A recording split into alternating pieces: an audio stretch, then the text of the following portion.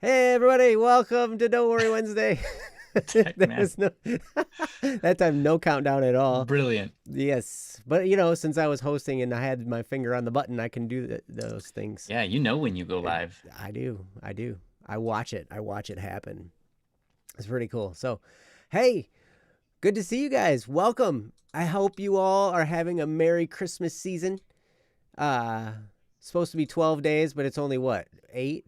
Is that what it is over here, Yeah, Ryan? well, it depends Something? if where you're from. If you're from America, I think this year's 8 or 9. Okay. It depends on the year. But for everybody else in the world, 12. Mm. 12 days. Mm-hmm. So yeah, we are smack dab in the middle of it. Yeah, and I'm doing great. How are you doing, Ryan? I'm doing fantastic. Did you check our audio levels before we started the show? Yeah, Are we why? good? I'm just making sure. Yeah, I checked them. That's why I Cool. had you talk. Remember when I was like, "Hey, I say don't some remember stuff." you having me talk. I just probably talked on accident I was anyways. like, "Hey, man, say some stuff," and you're like, "Okay, blah blah blah blah," and you said a whole bunch of stuff. Really? Huh. Yeah. Yep. Must have done it completely out of like I don't even remember that happening. I'm It's gotten to serious. be such a habit, where you Yeah, just like I totally don't. I'm dead serious. I don't even remember that It's happening. kind it's kind of like Pavlov's dog. The bell rings. Somebody says, Yes. "Hey, can you say some stuff?" And then you And then automatically my just mouth do just as you're starts told. drooling out words, just like Pavlov's dog. That's right. That's right. Well, anyway, welcome you guys to Don't Worry Wednesday. This show where we handle any issues, challenges, any stuff you might be going through in your life. You can feel free to ask us about it or tell us about it. We would love to listen. You can feel free to post it in the chat. You can send us an email, dww@bss.studio. You can put it on our website, bss.studio forums/index.php question mark slash whatever. Yeah, Princess Wow. has the link right there in the chat. There's a whole bunch of stuff. Um, but we are not professionals in terms of psychiatry or psychology. We are professional friends. Yeah, Yeah, we make money being friends. with the right people. Yeah, and it's not like they pay us to be their friend. Yes. It's not like They don't. We don't get paid to be somebody's friend. so. But yeah, so at any rate, those of you who have been here before, you will notice my name is different now. I actually have my actual name, Joe, on the screen there, and I will be showing up in the chat as a single dual. That is what everything is shifting to. I'm no longer going to be under the pseudonym CDVNL. It was great while it lasted, but new projects mean new faces and new everything. So, yes, we have an album coming out at midnight tonight. It's going to be on Nice. Spotify and everywhere. And we'll make sure that we get it up to the YouTube channel as well. But yeah, it's going to be pretty awesome. But anyway, yeah, you guys look amazing. How you doing, Ryan? I know I asked you I'm that doing already. great. How are you doing? I'm good. I'm good. Good. Yeah, I'm Good. excited. It's an exciting day. Um, Yeah, indeed. yep. So If is there so at midnight you have an album coming out? Any way that you can share it with these people here? Anything they can look for if they want to check it out? yeah, well, I'm gonna have to probably stay up until midnight to provide the proper link because Oh, with a VC in Discord like a release party. You know what? That might be kind of fun actually. I don't think I have to get up too early tomorrow. Maybe I'll just jump in the Static P Friends voice chat and hang there you out go. and play some Minecraft for a few hours before the album releases, and then I can send you all to it or something. There you But go. yeah, it's gonna be on iTunes and Spotify and all that kind of stuff, and then we are going to be releasing official music videos intermittently as time goes on for these, but all of them, the entire album, audio only, is getting released on a separate YouTube channel, and I'll make sure that we link to those on our official YouTube channel, so you can listen to them on YouTube as well. But Yeah, it was great. Yeah, so those of you who are part of the Minecraft server, the Black Static and Swerve Minecraft server, we might jump on there. We might have to make Ryan get really frustrated at his computer. I don't really get frustrated at my computer. I just kind of get bored of getting forced off of Minecraft every 5 to 20 seconds. I know. So I'm just like, it's not really worth It's it. like, dang it, this is terrible.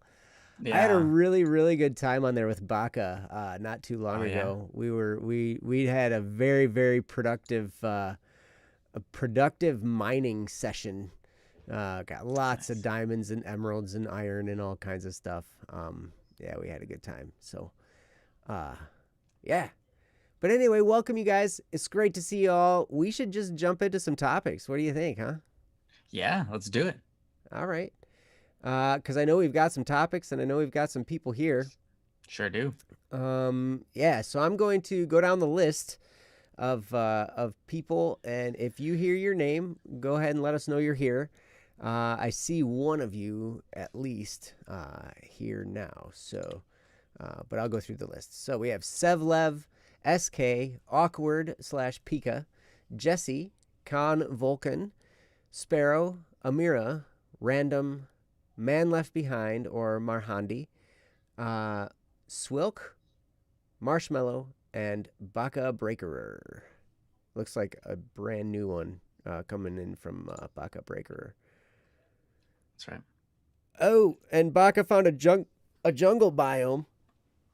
Oh, that's nice. Pretty sweet because I've been looking for one. I hadn't found one ever in that server, and we were just talking about it, so that's pretty awesome. That's great. Yeah, I remember playing Minecraft many years ago, and I'm like, why is there like I heard there's multiple biomes, and I found one. That's it. And then it's like 20 hours of random like stuff later. Finally, I'm like, oh my gosh, there's a desert. Hey, look at that. And then I'm like, wow, there's 2 biomes in this game. Whoa. You know, that's it. And then like 7 weeks later, oh my gosh, there's a forest. Yeah. Pretty so those amazing. biomes can be really huge. And sometimes they're like super tiny and you're like, that's a letdown. You're like, wow, it's a biome. And you get there and you're like, why is this biome only 4 pixels large? Like, this makes no sense. Mm-hmm. Yep. Well, looks like the first on the list today is going to be Swilk. Looks like that's you are of the names I see in the chat. I see you, I see Marshmallow, and Baka Breakerer. Why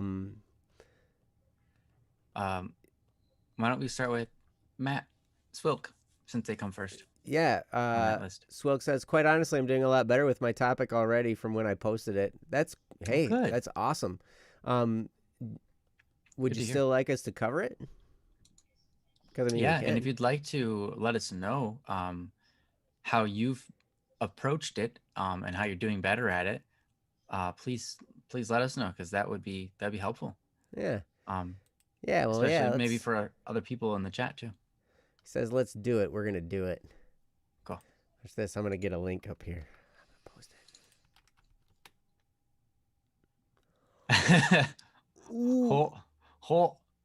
I don't know. Princess, where are you? Working on the new topic. Oh, okay. Can you blame me? No, I can't blame you. You're good. You're good. Everyone's like freaking out because Joe put a link down first. Hey, I had practice last week. Nice. Yep. When Princess wasn't here, I was like, yeah, you know what? I'm gonna be first place this time every time. I was first place the first time though, I think. Yep, finally wins the link and freaks out. That's right, man. It was more of like a wait for it just in case. Did I really win? I'm not sure. Did her link work this time? But now, true to form, I'm gonna click it. And then I'm gonna highlight it. Oh my god! And I'm gonna repost it to make sure that it's the same one. The question mark dash got turned into question mark % again. It did. But it works. Same link. That's awesome. So we can do this. So Princess, how are you doing on that other topic there? It'll wait till after this one. Okay. Cool. Hi, everyone. I really should visit your streams more often.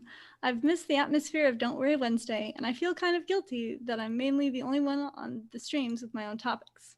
Anyway, what pushed me to write to you this time was a simple need for expression.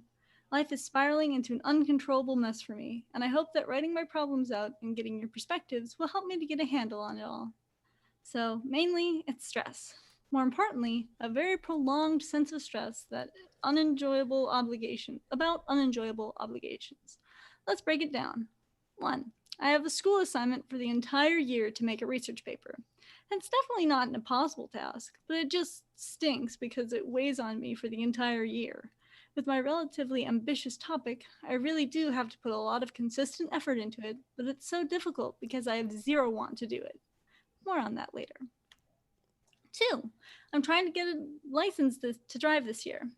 Right now, I'm in driver's ed. I would love to say that it's not significant because objectively looking at it, it's nothing. I know there's not really much to worry about, but it's something about it in the middle of this stressful time that's messed me up. My teacher is strict, but nothing I'm not used to, and I have great eye-hand coordination. In fact, I was driving with the automatic gearbox with no problem. So I would love to say that it's all right, but I get a deep, deep sense of anxiety whenever I think about driver's ed. I don't enjoy thinking about it, and from what I understand, the symptoms are quite akin to mild PTSD. But why? It's just a manual gearbox and a slightly emotional instructor. But now I can't fully relax if I know that I have to go to another lesson someday soon. I'm counting days. 5 left, 4 left, etc. And it's an uncomfortable environment, and I feel inept and weak, even though I'm okay at driving. 3. I also have some sources of stress, but this really ties it all together. I can't do all the stuff I want to do. See the theme with the above obligations, prolonged stress and anxiety, important but menial obligations. I'm paralyzed from doing anything meaningful. I want to draw. I want to start projects of my own. I want to prepare myself for the future. But instead, I have to be stuck for 2 months doing things that have negligible purpose. When am I ever going to write a research paper in the future? Why am I obligated to do this? Why do I have to feel so stressed out over driver's ed? And I'm probably mainly going to use public transportation in the future anyway. The last time I took time to create something I wanted was the 10th of October. So I have some intense sources of stress that don't go away. Every morning I feel more and more stuck in my obligations, overwhelmed by stress caused by unimportant stuff. I don't ever feel relaxed anymore. I'm aware that this is a passing storm, but man, I'd give anything for it to end sooner. All right, I have an inclination to vent a lot, and I'm sorry that this post was less of a well-written story and more of just a train of consciousness. But I think you get the gist of it. But here's the TLDR. I'm really stressed out of late, and I would really like advice that might help me to relax, take my mind off things, or to shoo away the storms of stress quicker. I love you all, and I will try to visit Don't Worry Wednesday more often. Signed, Matt/Sewell. Thank you for the topic. That's great, because you are right. There's a tidbit of wisdom right there in the last sentence where you said, what is it?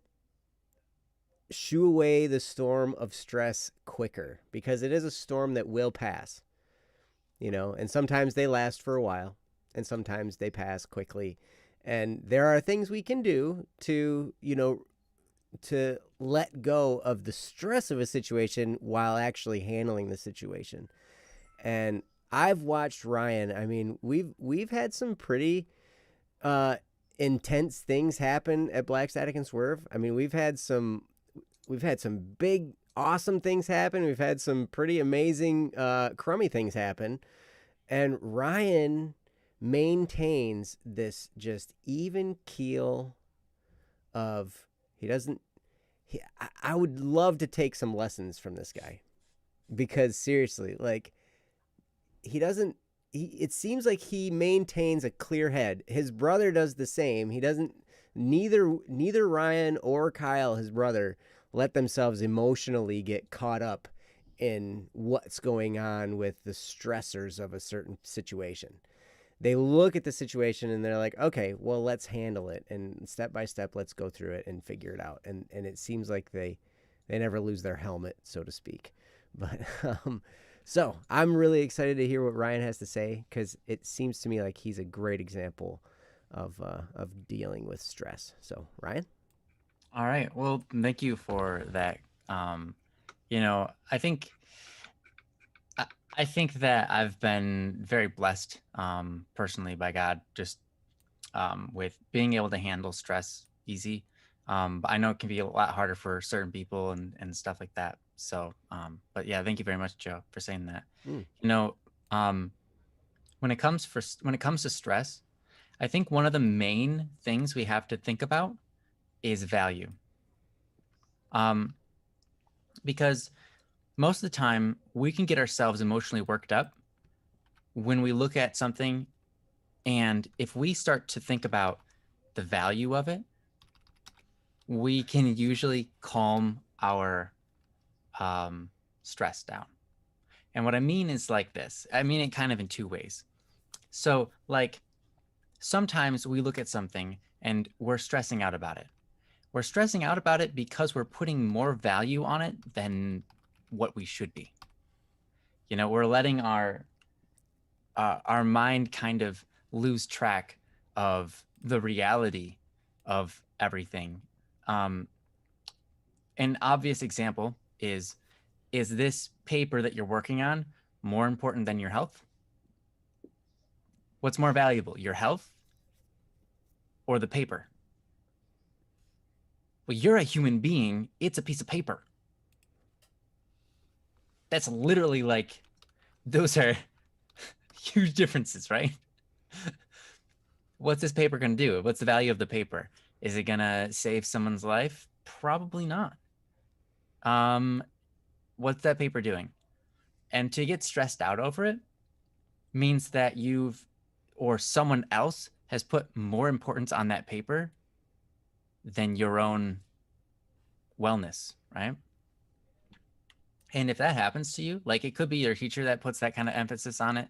It could be given to you with that kind of idea, or it's something that could have come about in your own mind where you're like, this is really, really important. It's for my grade. It's stuff like that. It's like, yeah, but what's more important, the grade or you as a person? Well, the grade means nothing if you don't exist, right? To be graded. If you don't exist to be graded, then the grade is not even there. It's pointless. You have to exist first, right? So you are more valuable than the grade, right? So taking that into consideration, I think that's one of the main things that always allows me to calm myself from any kind of stress, is to look at the value of the objects or the activities and so on. Look at the value of the human life and how it's interacting with these things, and just try to put all of these things in the right place. I can go, this thing that I'm about to do is really stressful because there's a lot of my career riding on it. We could say something like that, right? But then I can look at that and go, why am I stressed out about that? Like, that's a big deal to a lot of people, right? It's your whole career. Sure. But if I'm getting stressed out about it, there's no, like, stressing out over it doesn't help me usually, right? It doesn't compel me to do a better job. It just might compel me to work at it because I'm losing my mind. I'm freaking out about it. But usually we kind of do worse of a job when that's the case, and we don't want to do it, right? But if I take a moment, I go, oh, this is my career on the line, but I know there's more valuable things than my career, right? For example, what's my standing with God? How's that? How's that doing? That's even more important to me. By the way, sorry. Yeah, I know. I got it back up. Oh, thanks. Sorry, my computer did something messed up, and so everything, like all of my windows closed, and so you all saw my desktop there. Nice. All right. Yep, but it's back now. Cool. I'm stressed out now. No, I'm just kidding. You should have seen me, man. I had smoke coming out of my head. Yeah. I didn't see any smoke, but smoke is rather hard to see in the first place, so I believe you. Yes. Yeah, so I think that for me, a lot of times I just kind of boil things down to their values and say, am am I really getting stressed out over this? Like, there are more important things in my life. Like, for example, like I said, God, right? How is my standing with God? And how does this have anything to do with that? It might have something to do with it. If it does, then maybe there's a reason to be stressed out over it. But if it doesn't, then I'm kind of okay. You know, like if I just suddenly die, right? If Swilk, if you just suddenly died right now, just dropped dead, I'm sorry, would that paper be the thing that mattered most? You know it wouldn't, right? If you just dropped dead right now, would any of the things on this list be the thing that it's like, man, I'm glad I finished that, right? Now, some of them can be great, like a purpose, right? You could be like, hey, I'm glad I finished that because that's gonna help other people out after I'm already gone, right? That's something that will live on after I'm dead, and that will help, help people out. That's beautiful. So there are those things in life. But if you're looking at something and you're stressing out over it and it's not one of those things, then your brain has miscalculated the value of something, right? And so when that happens, you just have to take a step back and go, wait a minute, brain, you've miscalculated this. This thing's not that much value. You don't have to stress out about it. And then the second thing is, how do you start doing it then, right? Because now you've identified, hey, I have no reason to be stressed, right? And that helps clear your stress a bit. But another thing that helps clear stress is taking action. When you take action towards the thing that you're stressed about, it can be de-stressing, but it can also add to your stress. So how do you act towards something to relieve stress but not add to it, right? And I think that, again, that's a lot of your perspective. If you look at it and you say, okay, it's not like a life or death situation, it's just a piece of paper that I'm being graded on, and that's okay. Even if I fail it, life goes on, it's not that big of a deal. So then it's just a matter of, how do I make this more attractive to me, right? Is there a way I can think about this paper and enjoy doing it? Is there a type of way I could do a spin off of it? Can I make it a story? Can I try to figure out how to use the same word 47 times in one paper? How long's the paper? I don't know, like maybe it's 48 words. 48 words long. Yeah.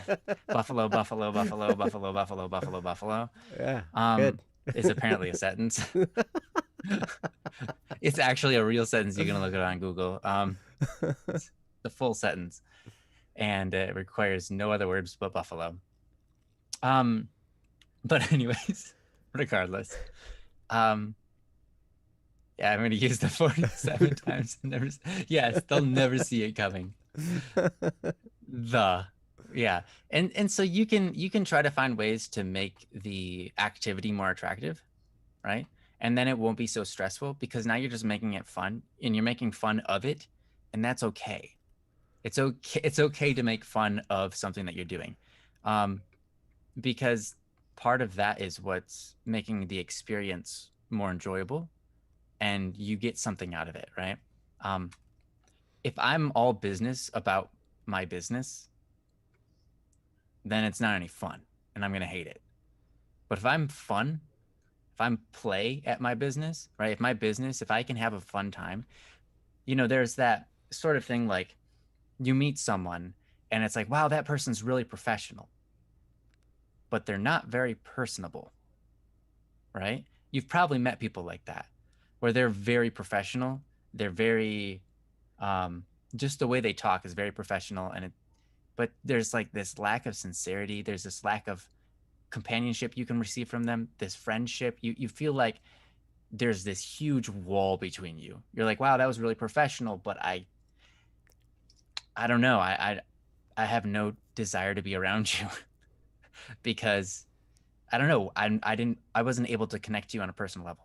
And then you'll meet people who are both professional and sociable, right? They're good with people. They'll approach you and they seem like they're not even professional at first. They're just like an enjoyable person to be around. And then you realize this whole time you've been around them, they've been selling you stuff and you didn't even notice, right? And they're that good.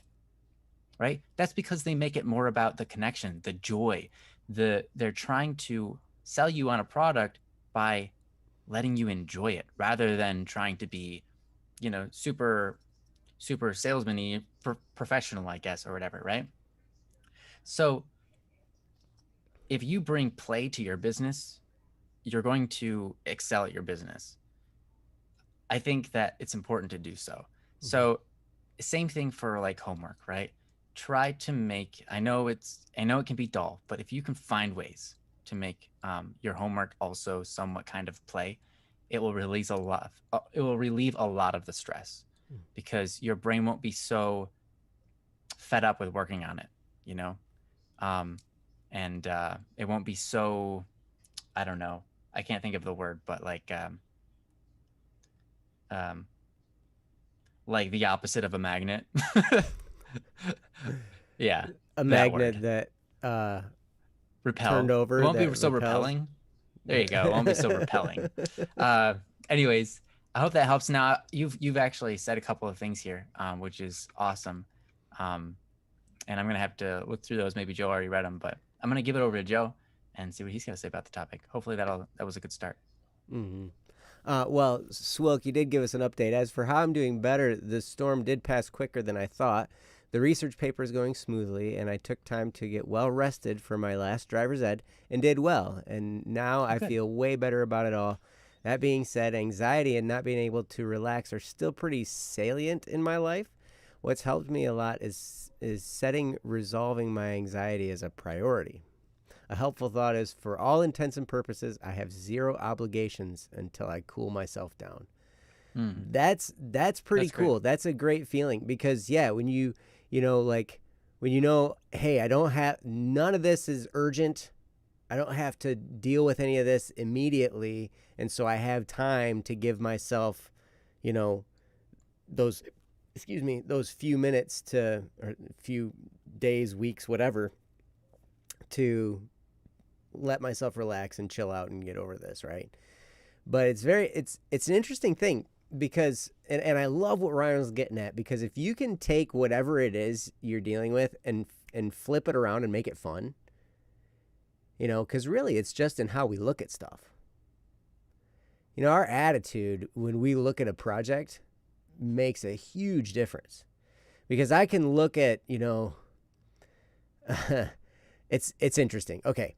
So my father-in-law owns a business, and he does a lot of work around construction sites and stuff like that. And one of the things that his company would always end up doing, and he'd always call me in to help with, is when cabinets were being delivered to these new apartment complexes, right? So they're building all these apartment complexes and stuff. And so then they get the cabinet delivery day, right? And so it's a semi-truck full of cabinets. And they're huge boxes. And we got to get them up the stairs and into the units, right? We got to get them out of the truck and into each individual unit, right? So there'll be a couple people in the semi marking things off and writing, unit numbers on the boxes and stuff. And then there's us grunt people out there that we're the muscle, right? Like we got to go and take all the stuff and push it and all that. And man, I can't stand those days. They're really hard, and it's painful. I usually take Tylenol and ibuprofen before starting to preemptively deal with the pain that's going to come inevitably. Nice. But at any rate, so we're doing that, and it's so interesting because I can't stand doing it. But, one of the things, I try and make jokes, while we're doing this, because that way it kind of keeps the spirits light, because most people that are there, they don't want to be there doing it either. And so we try and, turn it around and have a little bit of fun, right? And I remember one day we were doing this, and it was late January, and it was probably about 5 degrees outside, So it was like super duper cold. And and not only that, but this apartment complex is like right on the edge of this wide open field, and so the wind is just whipping, right? And it's just going crazy. It's blowing us around, and we've got big old, like, there's huge flat boxes that act like sails, Yeah. and so you're like getting pushed around and Weighted everything. sails. And I'm like, man, and so we're doing some stuff, we're carrying stuff, and I look over at one guy. He looks at all of us doing. He's doing trim, right? He's not helping with the cabinet work. He's just kind of watching us and doing his job. And he looks over. He's like, "You guys having fun?" And I looked over. And I said, "Hey, man, at least there's a breeze."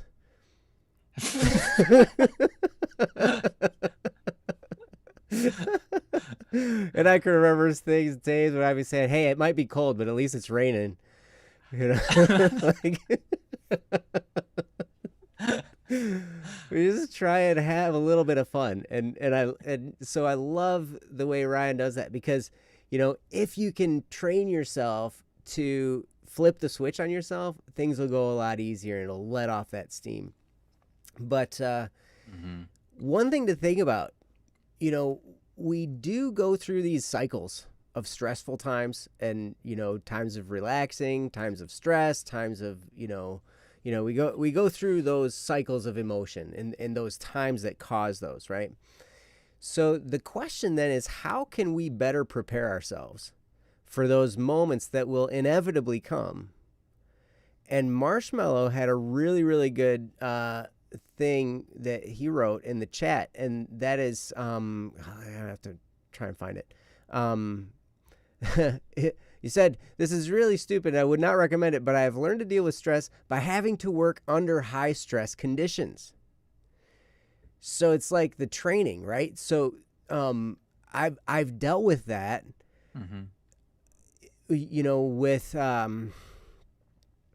with because you guys that have been here before, I'm a property inspector, and in that line of work, I deal with a lot of people that are angry. And only through going through that time and time and time again was I able to finally build up thick skin in dealing with other people, and being able to be assertive and not lose my mind when somebody's all angry and jumping all over me and yelling and stuff, right? Like, I can now keep my composure in those situations because I've been through it time and time and time and time again, right? So one of the things about a stressful situation, if you can get your mind to go here, it's great. And that is, you think to yourself, oh, this is just practice. This is practice for stressful situations. That's what this is. But sometimes in the heat of the moment, it's really, really hard to go there. So how do you prepare for it? And I'll tell you, there are two kinds of stress. There is eustress and distress. Eustress is the kind of stress that's productive. It's energizing. It puts stress on you, but it leads to something productive, and it does something productive. Distress is, obviously, we all kind of know what being in a state of distress is like. That's where we're stressed and it's not productive, and it's just like scary, and we start to get discouraged and all that kind of stuff, right? So if we can put ourselves in situations of building eustress, we will deal with distress better when it comes. So because it's all stress, right? It's all something that puts pressure on us. And the more we experience it, the better able we are to handle it. And one of the best ways I've found to do that is through exercise. It wouldn't be a Don't Worry Wednesday without Joe talking about exercise. I know. But seriously, that is a great way. It does two things. It puts you in a state of eustress, so then you're more able to deal with stressful situations, and it burns off steam. Like, if you're feeling stressed, one of the best things that I've learned to do is, if I have a really, really hard day, doing inspections or whatever, like as soon as I get home, I can't wait to just like I know my mind tells me, like my body and my mind, everything in me is saying I just want to lay down and go to sleep. But I know myself well enough to know that in those moments when I'm stressed out, maybe I'll take a few minutes and relax and kind of just, chill. But if I really want to do something that's going to help, I know I need to do something physical. I need to exercise and blow off some of that steam, because that's what's going to make me feel more level-headed. It's going to, it's going to take that distress, and now I can counter it with some eustress and actually make it productive, if that makes sense. So, yeah, I think Joe's just saying this so we'll all buy his new training regimen. It's interestingly enough, I'm working on exercise videos. I was asked by one of the members here at BSS. They're like, "Hey, can you make some workout videos?" And I was like, "Okay." And I'm almost done. It's just a matter of figuring out where to put them. If I want to put them on a new channel or put them on this channel, and then also, I think what I'm going to do is have like multiple of the same video with like different soundtracks. Like one of them will be a single dual workout, the music from a single dual playing. Another one will be like, Static P. I think the Criminal Idol workout with Haruka and Detective and everybody, right? Makes me want to have Rainy draw like little chibies, and they're doing like in the corner of the screen with you. Yeah, that would be great. Yeah, they're exercising in the corner of the screen. All right, now bend over, and they're just doing it with you. But they're chibis, so their heads get in the way, they're chibis, right? so none of the anatomy's correct whatsoever, and they can't do half of the stuff that you're doing, but you can see them trying, and it's adorable. Yeah. So Marshmallow says yes, VHS. I think people would honestly love that. They'd be like, "This is the best workout ever. Look at that guy in the corner. He's cute." Yeah. Princess says please. yes, please. All right. Well, we're gonna have to do it now. Wow. But all right. So anyway, but yeah, Yes. I'm not gonna be trying to get you to buy it because it's just gonna be available for free. Anything I was putting out there, I was like, okay, I want it to be like less than 25 minutes, and I want it to be free, and I want you to not have to buy any equipment. And so far, I've succeeded because the only equipment you need is a towel, and not to dry yourself off with the sweat. Although it does come in handy for that too, but it also is an effective training tool. But anyway, I've talked for a long time. So Ryan, did you have anything else? Sure. I just wanted to say, let me think here. I remember one time I was working at Taco Bell, and it was like a crazy stressful night. It was an intense night because we were getting slammed, like people at the front counter and people coming into the drive-thru nonstop. And 2 people quit. And we were still working hard. And by the way, there's only like 5 people at the store. So 2 people quitting is a huge deal. They just walked out. And so it was 3 people handling like 200 people coming through the doors and everything like that. All right. So we were getting slammed. And I remember everyone being stressed out that was there, basically 2 other people. And at this point, I'm at the drive-thru window and I just start laughing. And like, not like laughing out of like delirious hilarity or whatever. Not like I had lost it. Although that's kind of what my coworkers thought at first. They're like, "Man, he just lost it. He just lost completely his brain, and now he's just laughing over there." But the truth was, in that moment, I could see everyone's stress, and I realized, I was like, you know what's so funny? None of this is important. Like, we will get through these orders, or you know what? Maybe people will be like, you guys are taking too long, I'm leaving. Oh well, who cares? Right? It's not that big of a deal. And I just started laughing because it was funny to me, because I can imagine telling the story. I can imagine at a later date when I'm no longer in the situation, right? I'm not caught up in the moment. I can remove myself in the moment and think, there's still a future after this episode that we're going through right now. And I can laugh even right now at this episode. I can laugh even right now at what's going on. And so I did. I thought it was fantastic. Um and I hope that when you're going through stressful times, right, instead of getting caught up in it, remember there is a future, right? And at some point, you're going to look back at where you are right now and you're going to be like, you know what?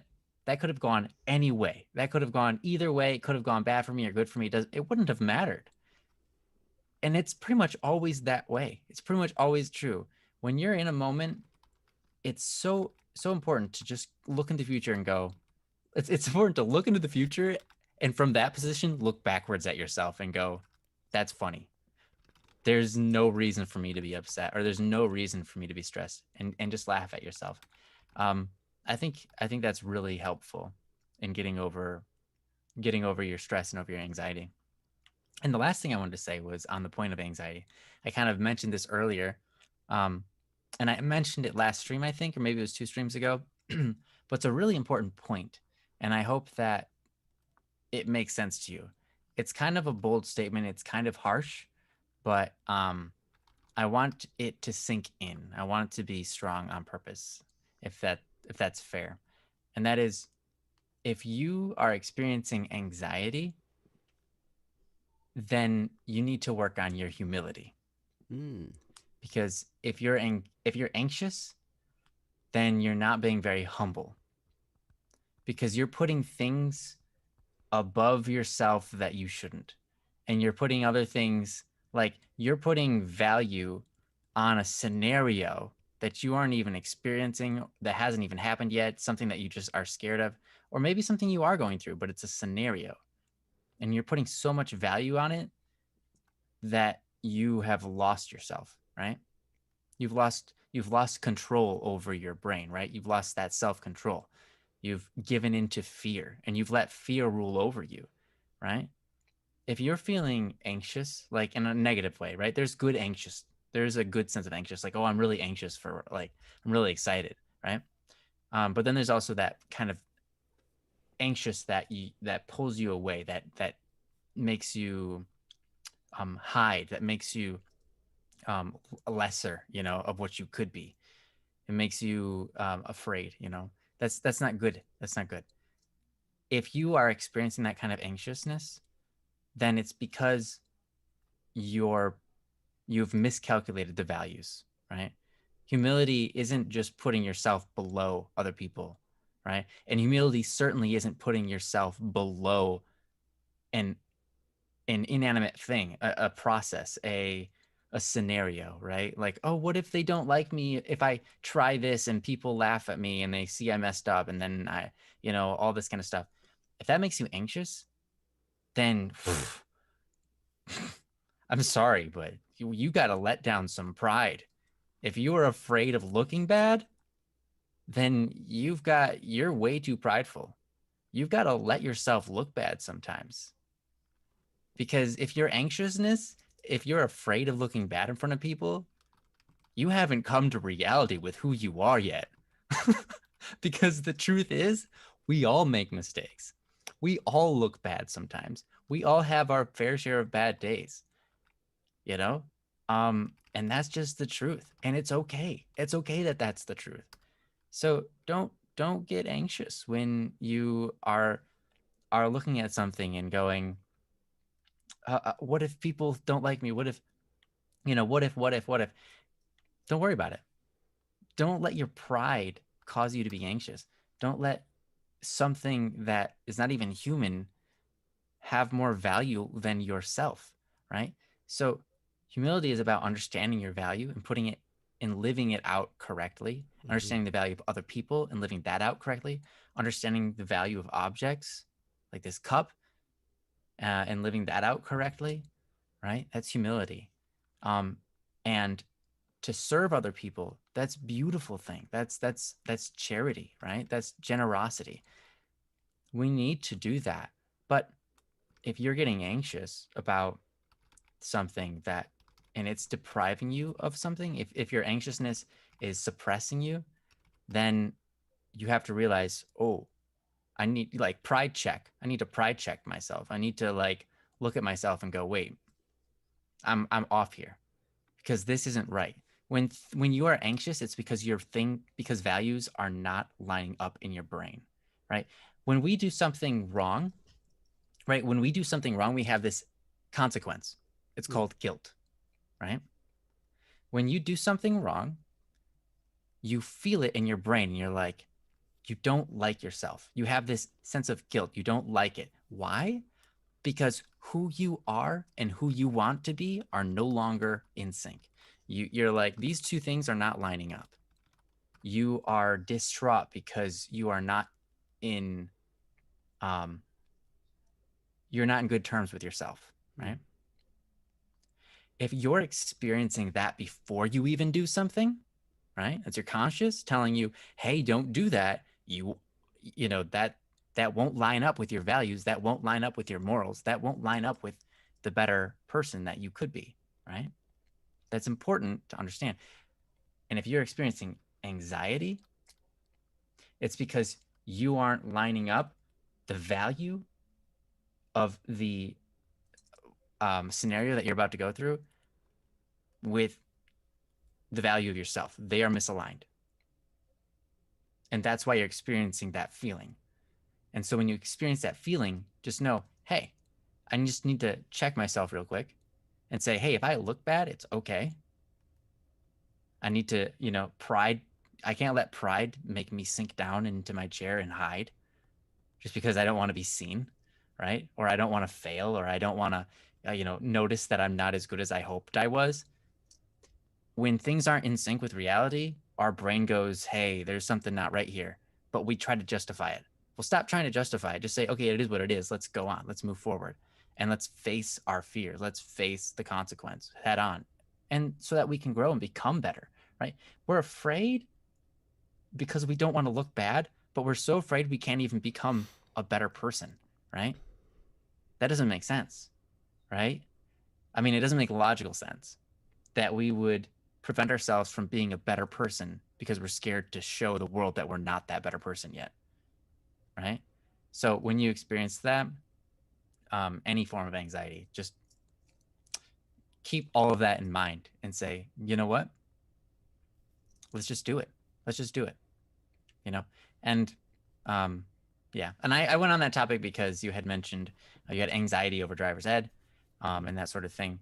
Now that you've gone through it, you faced your fear, right? You continued the class anyways. You found what? Your anxiety has left you, just like you said, right? And that's what's going to happen pretty much anytime. If anyone here gets that anxiety, if you just go through the process, you're going to find yourself less anxious about things, and especially about the things that you're working on and working towards improvement on. So anyways, I hope that that's helpful. And I'm going to move it back over to Joe. Yeah. Man, I think we'd do well to leave it right there. That was beautiful. You're beautiful. Just like it wouldn't be a talk from me if we didn't talk about exercise. It wouldn't be a talk from Ryan if we didn't talk about virtues. Yeah, there you go. Mm-hmm. Which is so true. Living with virtue, man, it prepares you so well.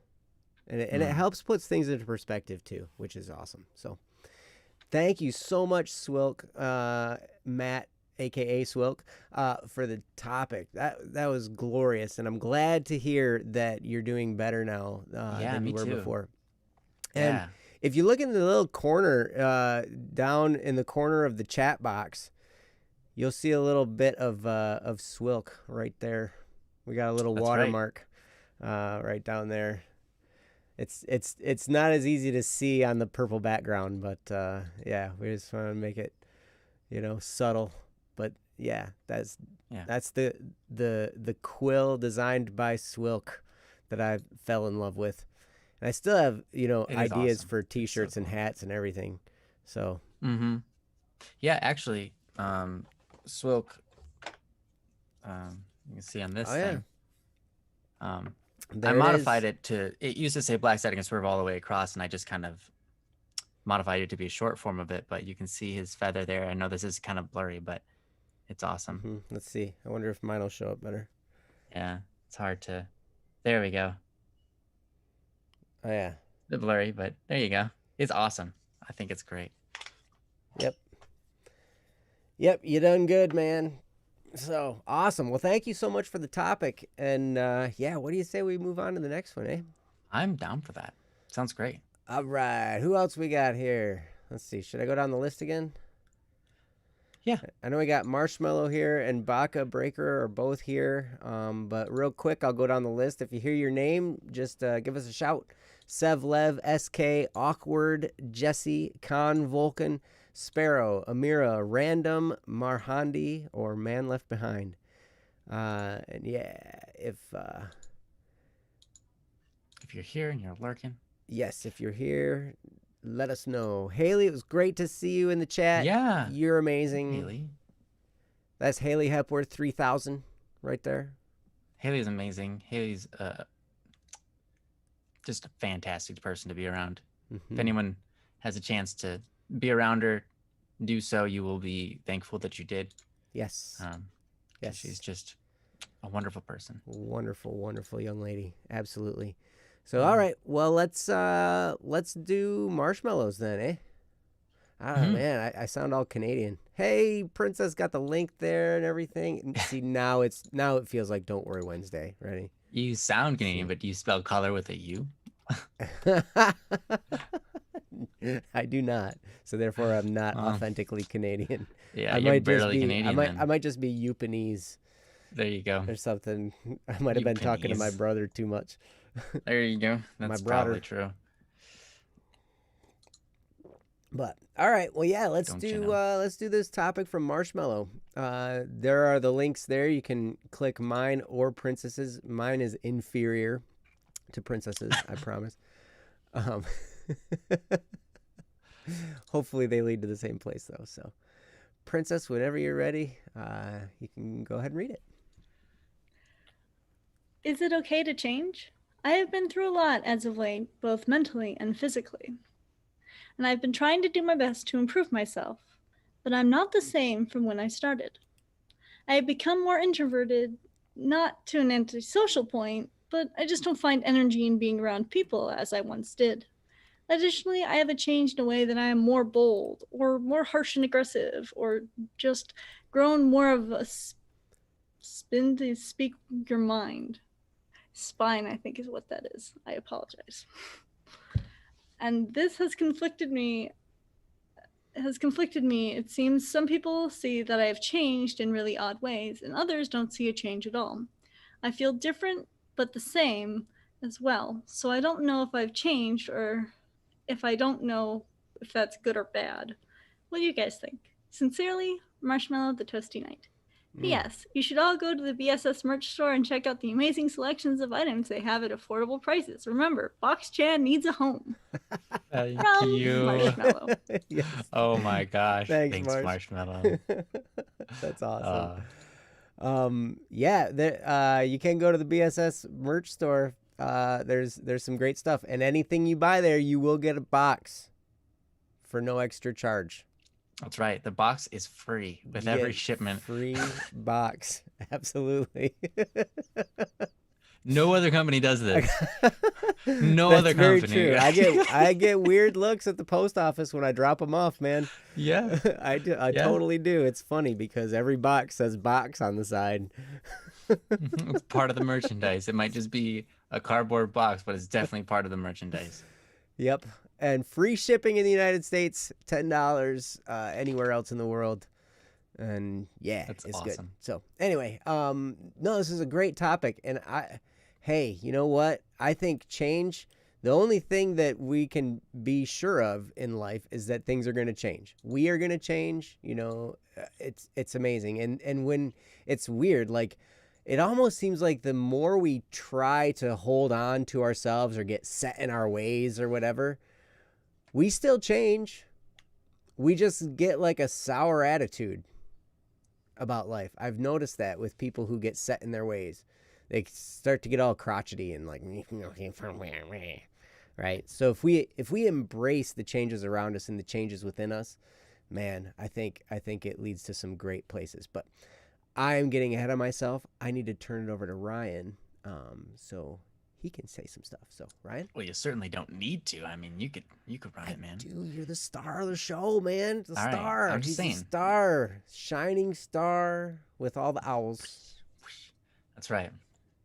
Well, yeah. So is change okay? I think, of course, right. We want to change, right? That's part of being human, right? Is we want things in our lives to change, and we want ourselves to change. It's a good thing, right?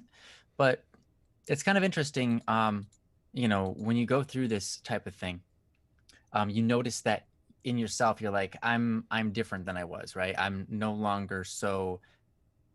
I've gone from one personality and kind of shifted to a new one, right?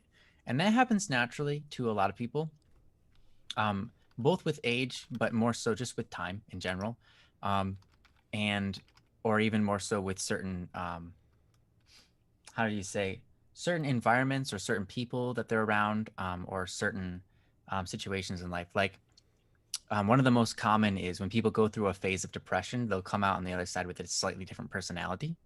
And that's because our brains can't find joy. And so our brains shift personalities to change our perspective so that we can find joy where we are. We can find pleasure where we are. And in order to do that, we just kind of have to change the way we think about things, or the way we interact with people, or the way that we, just our personalities in general. But even outside of depression, right, we slowly change over time. And that's, of course, a normal and good thing. And you know that. However, just as Joe was saying, I have this song. It's not released. I wrote it a long time ago, but I plan to put it in Criminal Idol season 2. And so you guys will get a chance to hear it then, because it looks like it's going to be in it. But there's a part of the song, and it says, when did I start believing that change was difficult? It's not. Change is inevitable. It's going to be happening either way. And I get to pick which way, or we get to pick which way we change every step of the way, right? Because everything you do is what puts you one step further to changing who you are, right? When it comes to habits or getting rid of habits, every time you act on that habit, every time you decide to go against it, right, it will change you, right? Every time you do something new for the first time, every time you, talk to somebody that these things change us. You can pick up the habits of other people that you're around by association. You can listen to a talk online and it can change you, right? It can change the way that you think about something. You can change the way that you act. These are great, but it can also be unhealthy, right? That's why we have to look at ourselves and go, okay, what's the best version of me? Because that's the most important thing, right? We have to look at ourselves and identify, what kind of person do I want to be? And then we can look at our life and say, well, where am I in that? And what kind of things am I doing to achieve that? What kind of things are working against me that I'm doing, right? So when it comes to change, I think we really want to focus on the big picture, and that is change to what? What am I changing towards, right? And make that the goal, and then try to work everything that's happening towards that goal. If you're worried about, changing, and all of a sudden, you might seem more bold, but also along with that boldness comes this more harshness, right? That's understandable. And that's kind of something I went through as well. Like, I don't take as much beef as I'm not gonna, what's the right way to say this? I don't take people's crap, if you will. I don't know the better way to say that. I don't take it from people. I can think to. of other ways to say that. Yeah, could you find another way to say that? That's not inappropriate. I don't take people's negative attitudes so much anymore, right? I used to put up with it all day long. But now when people act that way, I just kind of like, yeah, you can act like that. That's fine. And I will tolerate you, right? I'll tolerate you. That's no problem. But if you treat me that way, that's a whole nother story, right? If you treat me poorly, I'm not going to be mean to you, but I'm not going to be like, I'm not just going to be a pushover anymore, right? And so that comes with maturity, that comes with boldness, that comes with self-confidence, right? That kind of stuff. But it can also be perceived, or it can also go down the route of being aggressive, right? Or being harsh, or being hot-headed, or being intolerable, right? You can get to a point where you get so far along that line where you just become annoyed at everybody for the first time that they ever mess up, right? The first time they ever give you any kind of beef or whatever, you're just like, get out of my life, I don't want you, right? We don't want to be that far into it, right? So we have to find that balance, right? We have to look at ourselves and evaluate ourselves and say, am I being too harsh on people? Am I being too aggressive? Or am I just being bold and it comes off as that? And we have to look at that sincerely and reasonably, and identify like, okay, yeah, I might be a little bit intolerant. I should pace myself here and not go down that road too far. It's good that I have a little bit more self-confidence now. It's good that I can direct people in more of a like, if someone's coming to me, I can be more upfront with them and say, hey, I'm just being serious with you right now. This is what's going on, and we want to make this work, right? Rather than like, oh, I don't want to hurt your feelings with this, and I don't really, so I can't really say, now you have the confidence to say something, right? So that's good. But you don't want to come to the point where that confidence becomes just you being a jerk, right? And so yeah, you have to be real with yourself. You have to look at yourself and say, am I still being good at my people skills? Or have I failed in that category? Have I started to fail in that category? Because in life, as you start practicing new things, a lot of times what happens is you stop practicing old things. And so if you're not getting better at something, you're usually kind of getting worse at it, right? For example, I used to play the alto saxophone. I can no longer play the alto saxophone. Sure you can. Yes, man, it would be terrible. You could honk away on that thing. Yeah, it would be quite the gross honk, dude. You know it. It would be a honk. It would not sing. It would not go, oh, wow, look at that saxophone. Oh, it's such a beautiful tone. It would be like, has that guy ever played before? Okay, he's getting the notes, but it sounds so bad. And it sounds so airy. Oh, he stopped.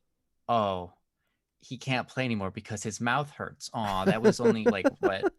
That was only half a minute. Oh, that's so sad. That would be me playing the saxophone right now. Because I haven't practiced it in so long. And that happens to our people skills, right?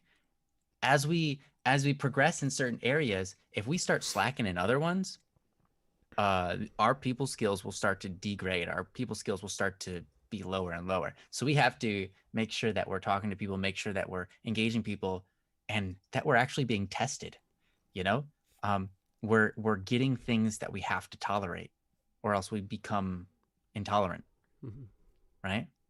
It's through those difficulties and trials that we face that we get the practice with people, right? So my point is, it's okay to be moving forward and changing and becoming more bold. But if you find that it's becoming more aggressive, it could be that you're just naturally getting worse in an area and you just need to engage in that area more. But it could also be that you're just taking something a little bit too far, right? So you just kind of have to look at yourself and figure it out. So anyways, that's what I got to start with. Hopefully that made sense.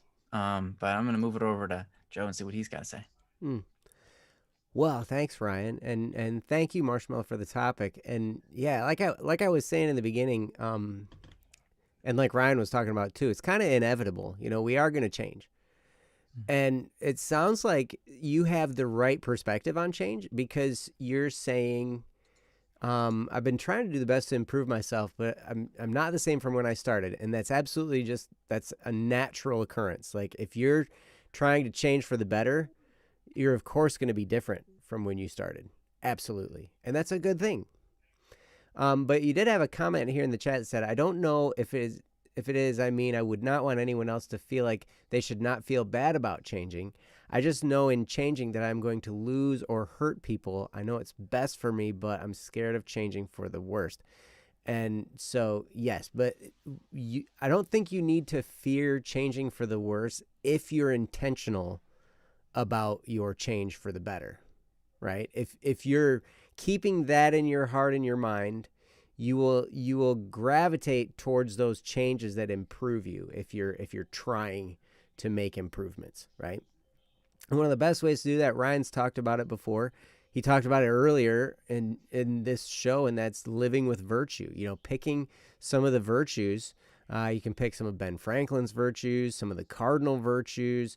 There's the 7 deadly sins and the 7 redeeming virtues or something like that. You can pick some virtues to work on, and those are going to make you change for the better. Now, here's the thing. I don't think we ever get through life without hurting people at some point or another. Mainly because we just mess up. I know that's for me. I don't try to hurt people. I love the people I'm around, and I love all of you, and I hope I never do something to hurt you. But I know even on this show, I've said some stuff just sincerely trying to help or sincerely trying to offer some perspective, and I've hurt people's feelings before. I know that's happened. And I feel sorry for that. I feel bad for it, and I hope that, that if I've ever hurt your feelings on this show, that you accept my apology. I was never ever trying to do that, ever. But I also understand one thing. One of the things I've learned to understand is that if I end up hurting somebody, then sometimes people grow through pain. Right. We all do. And just because I do something, now I'm not trying to hurt somebody, but if I say something in trying to help somebody and it ends up hurting them, then I hope that is a productive pain, and that pain can then be used to make some realizations about life or about themselves or about the world around them or whatever, and it can help them to grow, and it helps me to grow. I had a mentor one time that said something that really kind of hurt me a lot, and I remember talking to him about it later, and I was like, hey man, this really, well, you said that kind of hurt. And he said, well, I did mean it as kind of a jab, because I knew that would wake you up in that particular scenario, right? And so I was like, okay, I mean, I can understand that. So there are times when that's happened. Ryan's told stories about tough love, and those times when it's been useful. But one of the things to remember is that just by you growing and changing for the better, there are going to be people around you that are offended by that. They will. And it doesn't matter what area it is. It could be in the moral area. It could be in, maybe you're trying to eat better food. Maybe you're trying to, not have so many bad habits. Maybe who knows? Maybe whatever it is, there are going to be people in your life that like you the way you were, And they're not going to be excited about the fact that you're trying to improve yourself in that area. And it could be for a few different reasons. One reason could be because they're going to miss you. They feel like they're going to lose you and they're going to miss this part of you, right? But it's not like your love for them changed. It's not like you stopped considering them a friend or a loved one. It's just that you're trying to improve yourself, and they attach whatever the thing you're leaving behind, they attach importance to that thing. And so they feel like they're losing you as a person, right? Another reason is, and I've experienced this before too, excuse me, and that is that maybe they see you changing for the better. They're not ready to make that kind of a change, but they know they need to. And you changing puts pressure on them to do something they know they need to do, but they don't want to do. And so they get upset about it. And that's okay. But inevitably, when you try to make yourself better, in a way, you become a leader and you distance yourself from the crowd.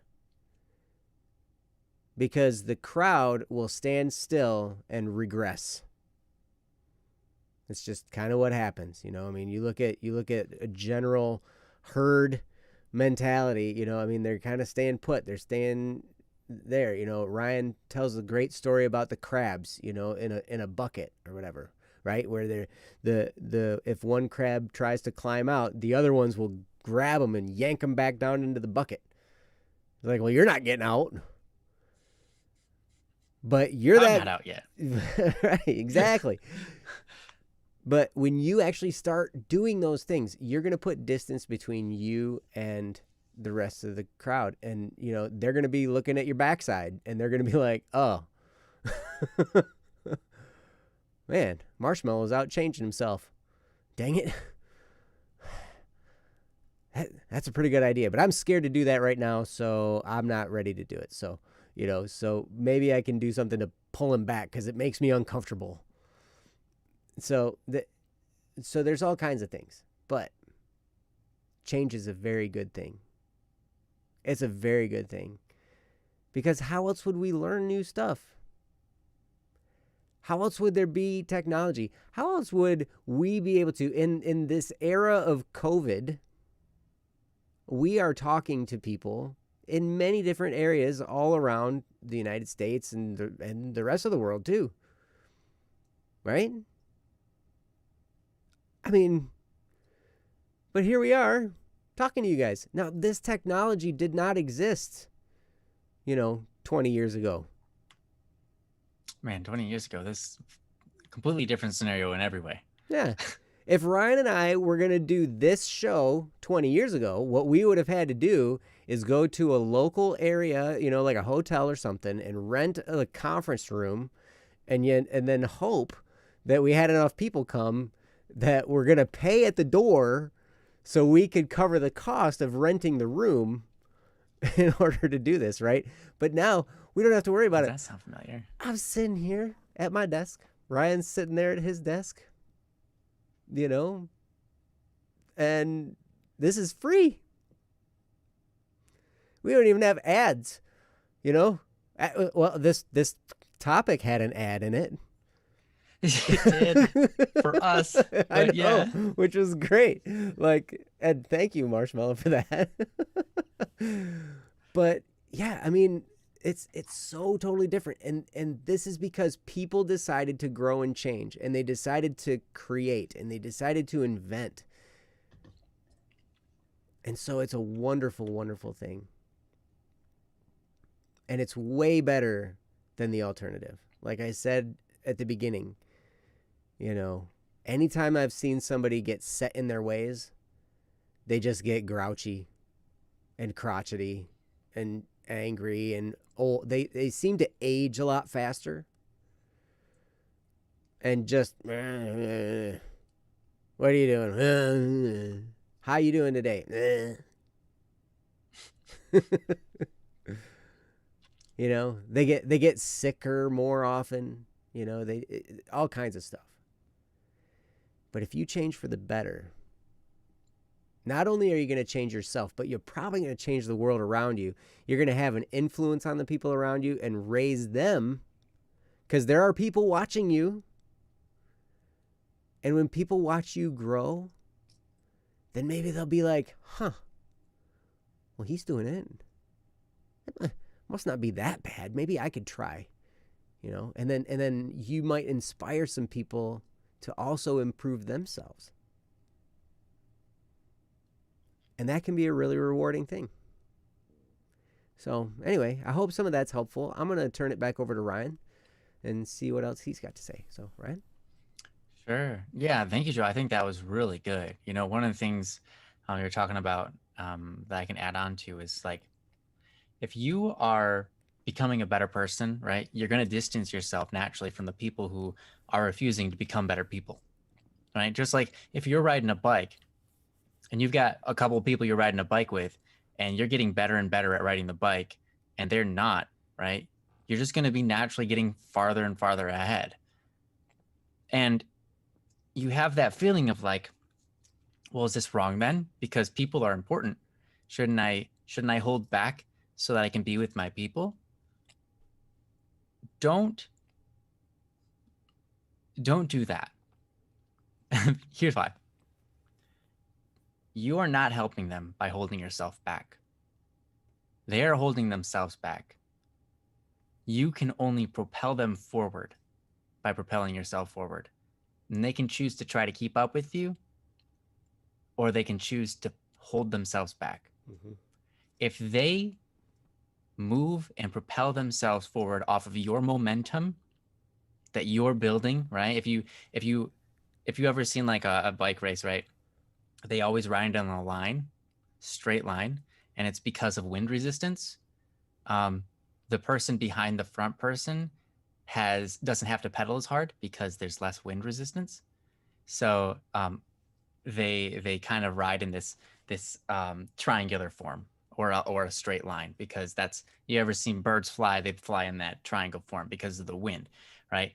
It makes it harder on the first person, but they're going forward anyways. Mm-hmm. It makes it easier for everyone behind them to keep up, right? Yeah, and they take turns being the front one too. Yes, and they take turns. Watch them. They like switch, and they got the whole system in place. It's so cool. It's so cool that they do that.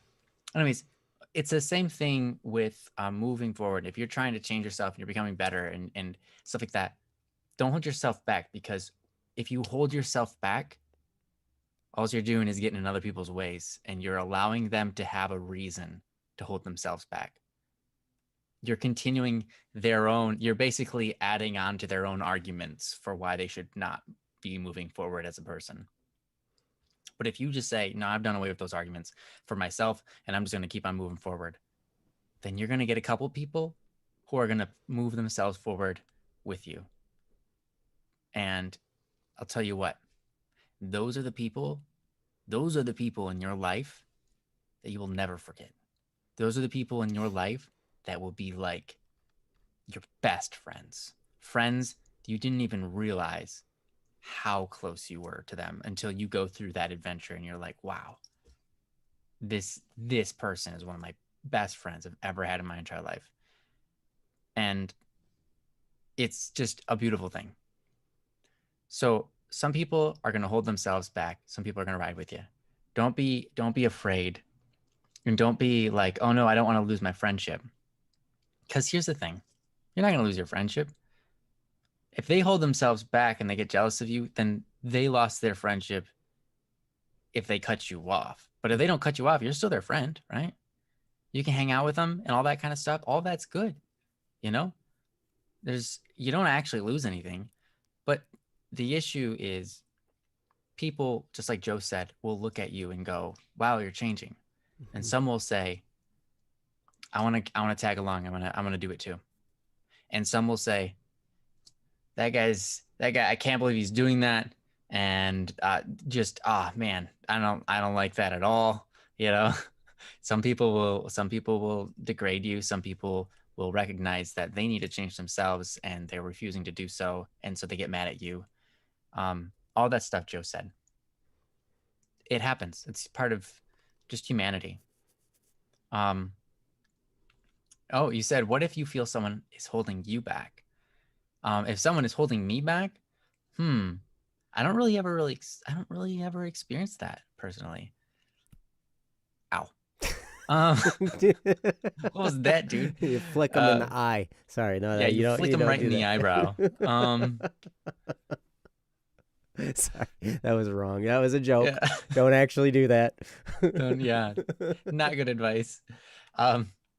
If someone's holding me back, yeah, I haven't really experienced that much. I think that I've held myself back at the illusion of someone else holding me back. I've had attachments to certain people and I've allowed myself to be held back because of that. I've experienced that in my life, but I have never really experienced someone else holding me back from my own growth. Joe, have you? What do you think? I've had people try. Okay. And and they've succeeded to some degree. I've had that happen before. But yeah, if someone's holding you back, eventually what happens, I think, I'll just say in my personal experience, what I had to do was I had to not allow what that person's thoughts about me tell me what to do. Because that's really what it came down to in this case. If someone is holding me back, it's because their opinion of me is not what I want to be. Like, their opinion of me is different than what I want to be myself. It doesn't feel like it's coming out right. I want to be different than what they think of me, right? And eventually it has to be the point where I was like, wait a second. If they're holding me back, see, if I improve, I'm going to be better for them. Right.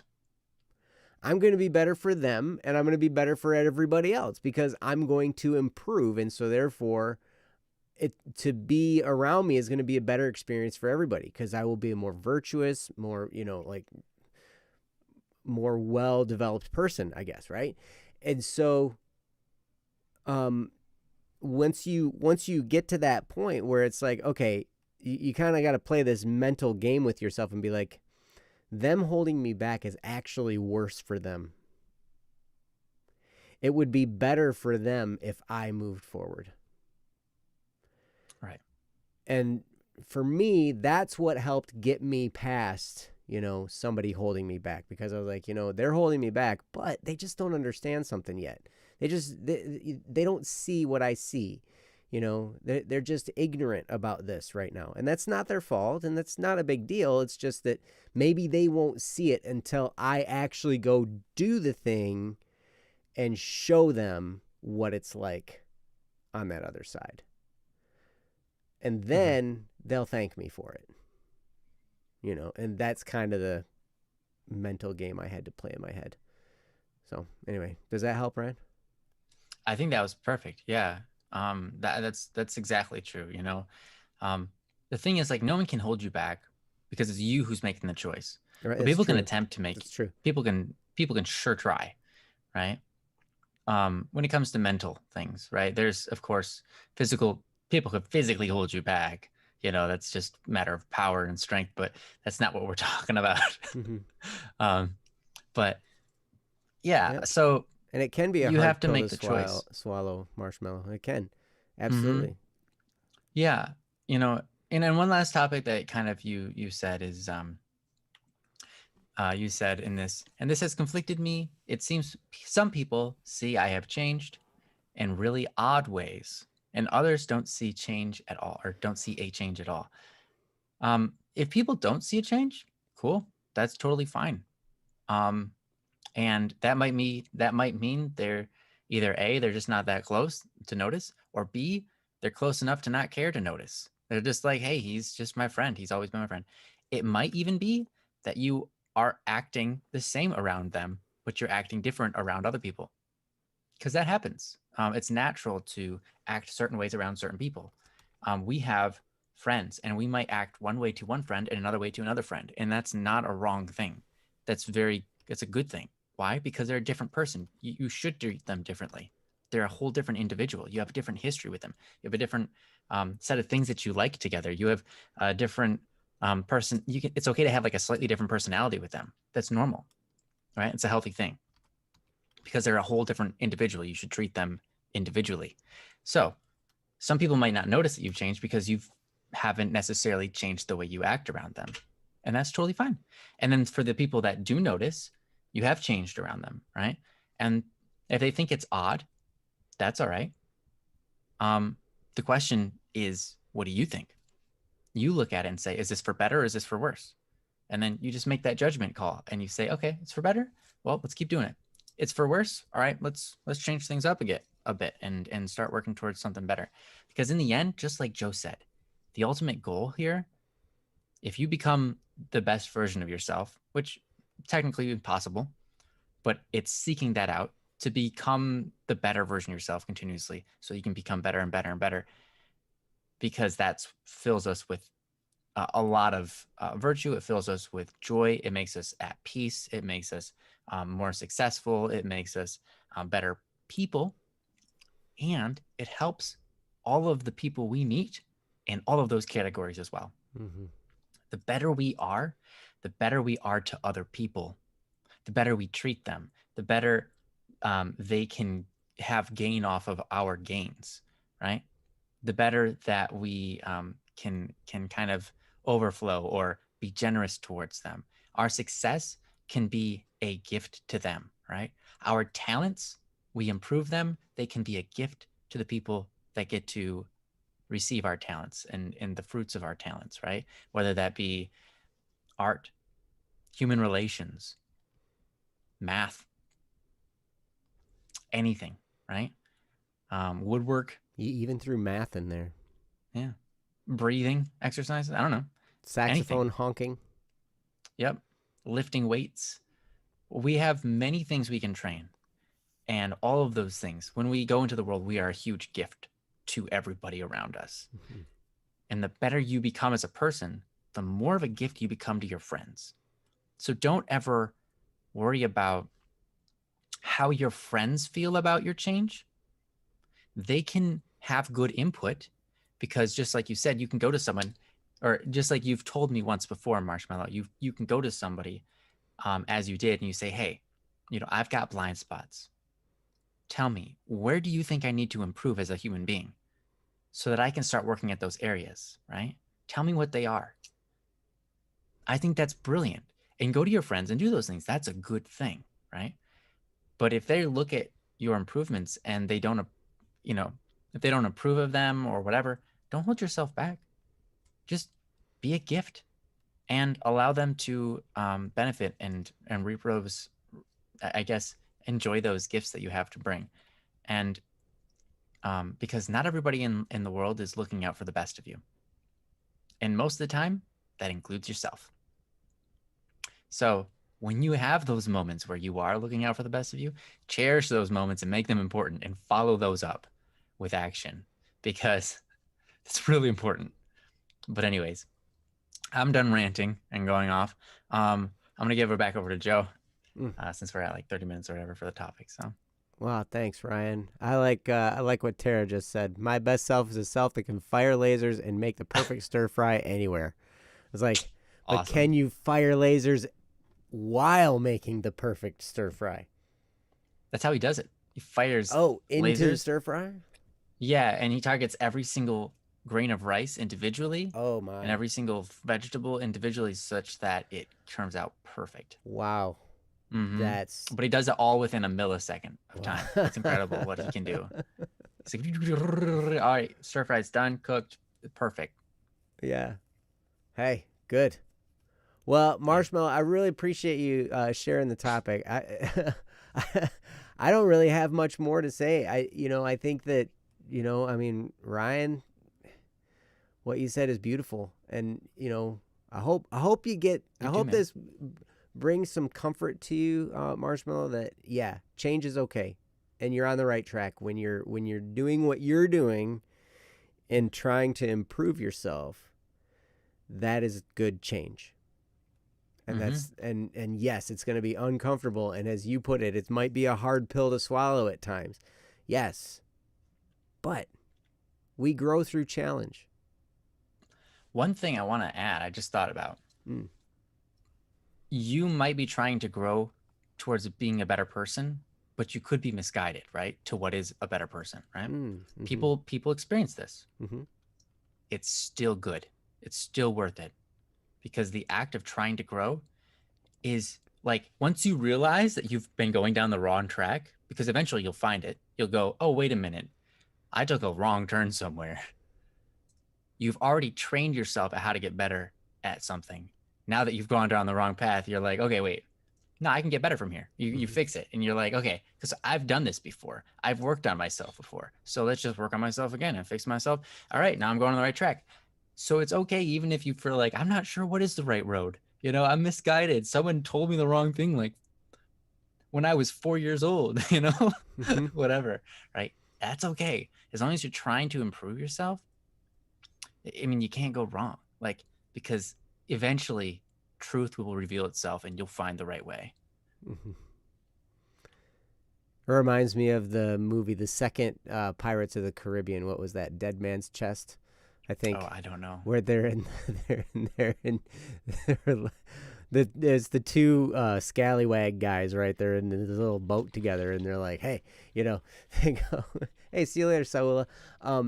They're one of them's reading the Bible, and the one guy's like, what are you doing? He's like, we got to take care of our immortal souls. And he's like, but you can't read. He's like, it's the Bible. You get credit for trying. You can't even read. That's great. Still get credit. Oh, that's awesome. Yeah. But anyway, thanks, Marshmallow, for the topic. You're awesome. And yeah, we got time for one more, I think. Awesome. Let's As do we it. move along. I saw Sparrow pop up in the chat. And I know Sparrow. you have a topic. Sparrow, are you still here? Are you present? Because you got one from back in November. If not,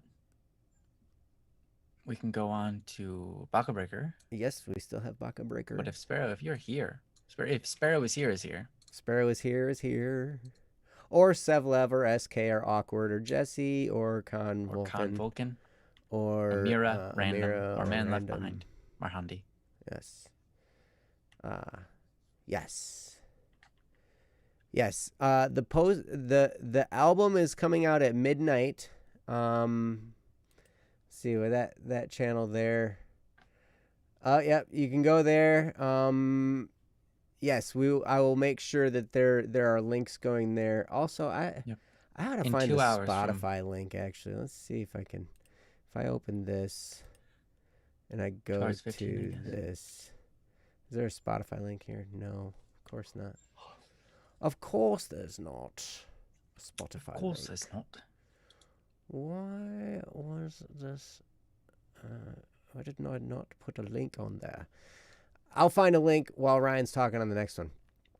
You know, it's funny.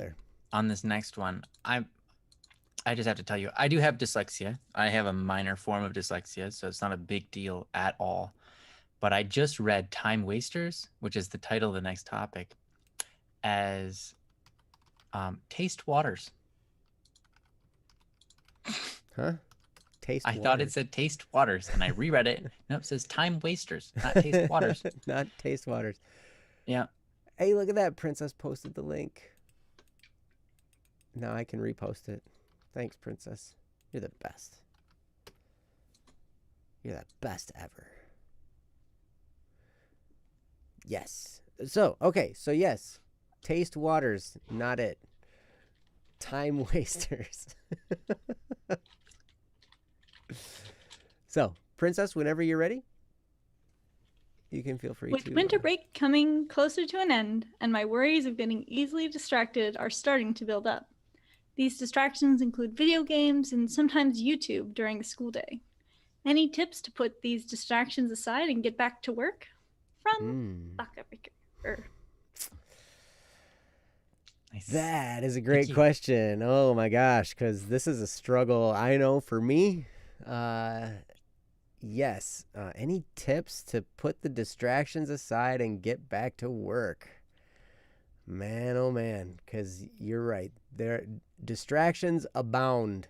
And I recently read a blog post where the guy was talking about there's so much information in the world. The problem isn't that we can't figure out the answers to what we want to know, because we can. We can just a quick search and we can pretty much find out any answer we need to know, right? The question now isn't whether or not we have the information. The question is, what relevance is that information to us? So, like, is this information going to help me? Is it going to be relevant to me? We have information surrounding us and deluging us like crazy, and so the thing to ask now is, how is this going to help me? How is this going to serve me? And distractions and diversions are nice. Video games are fun. I play video games. I'm about to play some Minecraft here in a little bit on the server, I think, for a while. It's going to be fun. And yeah, but there does come a point in time when you got to like set those aside and get back to work. So I know Ryan has a knack for this because he's released more albums than me. So, Ryan, why don't you have I just do what Joe does. What? That helps. So I would say Okay, just I do think it, Joe. so. Baka That Breaker, doesn't help me at all. great. Well, perfect. Well, at least we're on the same page. No. Um, so I think okay, hold on. Baka Breaker, are you the person we had topics for procrastination, and there was another topic similar to that last week, right? I think so. So I don't want to repeat myself too much, but feel free to go back and listen to those. Feel free to go back and listen to those episodes from last week and the week before, I think, as well, because that's going to have a lot of helpful tips. Let me tell you something. I have listened to many audios, like whether it be like a religious CD or just someone talking about a psychological thing, or just talking about their life story and sharing wisdom and things like that, right? I've listened to a lot of audios, people talking on stage and stuff like that.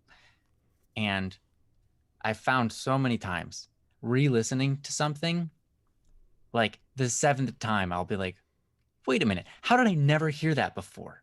That's so valuable. How did I miss that every single time I listen to this CD? And I've listened to it like 7 times. I just made that connection. He said it clear as a day. I just made the connection. I'd never even heard him say it. I swear I never heard him say that. That's brilliant, right? I've done that so many times. And that's because when we're listening to something, our mind is wandering. Our mind is thinking about what the person's saying, and then it kind of goes off on a tangent, and then it comes back to them, and it's like your brain is processing the information. It's connecting on all these levels. And so I'm just saying, it's okay to go back and listen to those things, because I think that you'll find a lot of wisdom, a lot of things that will help you in this category as well, in those other two, in the last 2 weeks that we talked about, the other topics. So I say that as a precursor. That way I don't end up repeating myself over and over with something. Now, this is a slightly different topic, but my point is, it helps to, if you kind of solve some of the other topics, this one can start to solve itself. So, if you work on your procrastination, right, this one too is going to start to solve itself. So if you pick an area and you start to solve it, other areas in your life will start to work themselves out too.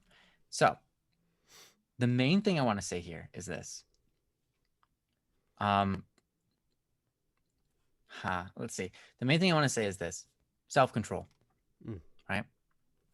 It's an issue of self-control. That's all it is, right? It's like, hey, I don't want to get distracted by all of these things. And there's plenty of ways you can do that. You can take your distractions and you can like, hey, I'm going to unplug the internet so that I can't get distracted by YouTube. I can't get distracted by video games because they're all online and all that kind of stuff. So I'm going to unplug my internet, and then I'm going to work on my paper, and I'll plug it back in to turn it in when it's done. You can do that. You can totally do that. Or you can start fasting, like I said before. Do some fasting, because fasting practices self-control. And if you can get self-control in one area of your life, it will start to bleed over to the other areas of your life, and you'll start to have more control in those areas as well.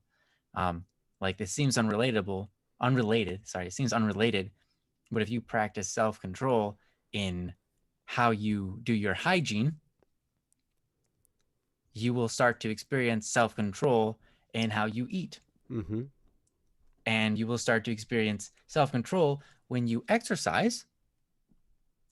If you exercise and you practice that form of self-control, right? Exercise is good, but you need to make time for it, and you need to do it. And it's not easy, and it's slightly painful, and you choose to do it anyways. That's self-control. Exercise. Suddenly you find yourself having more self-control when it comes to homework.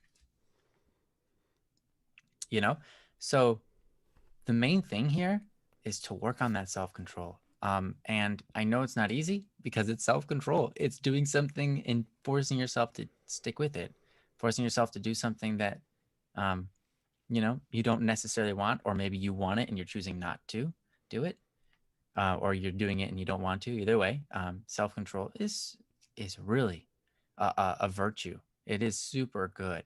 It's super helpful.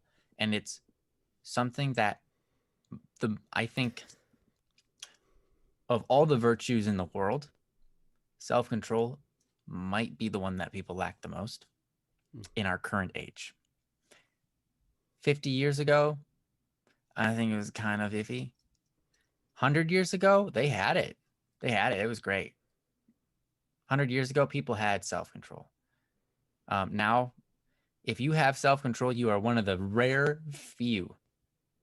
You're like genius level IQ, crazy, like, oh my gosh, who is this person?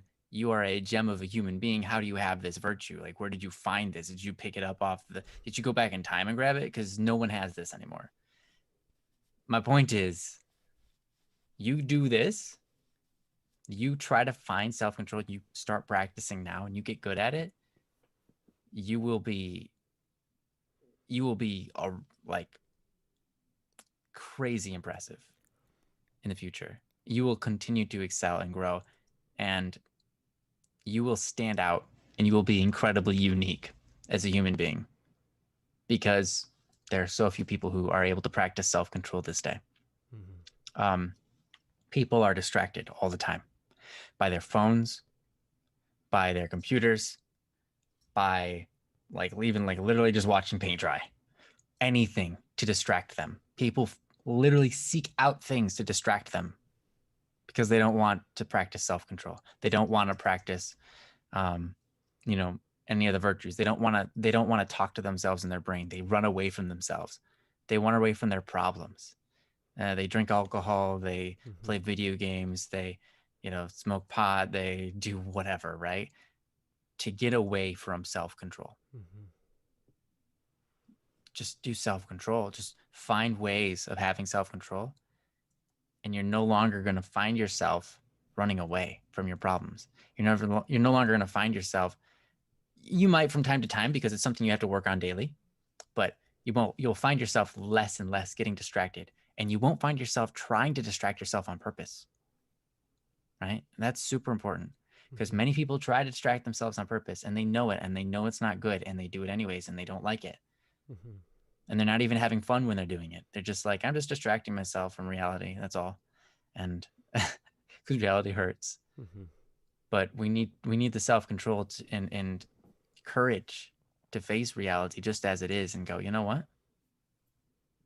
Reality is awesome. It was awesome the whole time. I just didn't have the eyes to see it. I didn't have the patience to see it. I didn't have the virtues built up inside me to recognize how amazing the true reality is.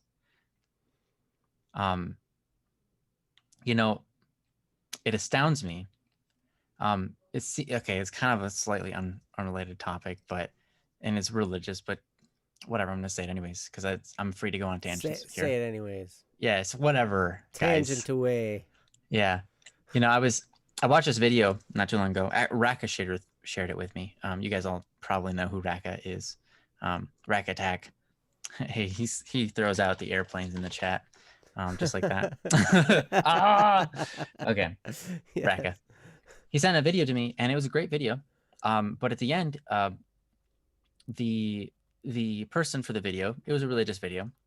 He was talking about Christmas, and at the end, he had a quote from a guy who used to be a Christian, but ended up saying, basically renouncing his faith and saying, I'm not a Christian anymore. I don't believe in it. But in his remark, and the guy was quoting him on purpose because his remark was really beautiful. And he said, basically, the God of Christianity is a God of love, a God of compassion, a God of mercy, And if a God did exist, I would want the God of Christmas, that God of love, to be the real God.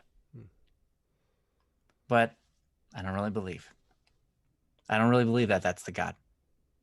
And that's kind of how it went. And I was like, you know what his problem is? He wants the God of love, but he doesn't want the God of suffering. But the God of love and the God of suffering are one and the same. They are the same God. The God who loved you is the same God who suffered and died for you. You aren't the first person to suffer. God suffered before you were even born, before the first man was made. Because he knew in his heart how painful our experiences are. Right? So we go through life and we look at reality and we go, oh, it's so painful. There's so much suffering in the world. How could we like it? But you have to recognize that when you suffer, you are more close and more like God in that moment. And you are more beautiful in that moment than when everything is okay. There's more reason to rejoice over your suffering than there is reason to rejoice over joy. But unless you have the eyes of virtue, unless you go through life and experience life to the fullest, experience life and recognize this is reality and reality is actually okay. It's a beautiful thing. Without this reality, love can't even exist. We want all this love. We want all of it. We were just like, I want to be loved and I want to love other people because it feels good. None of that it can exist if you can't face reality of suffering, because in order to love, we have to suffer, right? Love isn't suffering, but in order to prove love, don't you have to do things that you don't like doing? And that's suffering. You'd say, oh, I would die for that person. That doesn't feel good to die. It hurts. I would take a grenade for that person, right? That's how much I love them. That's a statement of I would suffer for that person. That's how much we love them. We would do these things that we don't want to do, right? So to say we live in a world where everything's perfect and there's no pain, there's no suffering, to think that would be beautiful, it would be a sham. It would be a loveless world, right? And so it's like, it seems off topic, right? But my point in all of this is it's okay to do the things that you don't like doing. And if you choose to do them, there's far more beauty in doing that than distracting yourself and trying to run away from reality and say, I just want to fill my life with joy. Because you know what the most joyful things are in life? The things you have to work for. The things that you work hard to get, the things that you have to suffer through to achieve, those things are so much more fulfilling. They're so much more deep and beautiful than the things that we just get with ease. When you turn on a video game, it's already made for you. And it's okay to be entertained. It's good. You're supposed to be, but not all the time and not without price. When you just entertain yourself for free, you end up just kind of feeling empty at the end of the day. But when you work for your entertainment, when you, not like you do entertainment as your job, but I mean, when you work to receive entertainment, when you work to achieve entertainment, that entertainment is far more fulfilling. It's far more beautiful. You read any story where someone has to fight to save somebody, it's way more beautiful of a story than, hey, they never had to be saved. They were just already free. They didn't have to fight for their freedom. They were already free.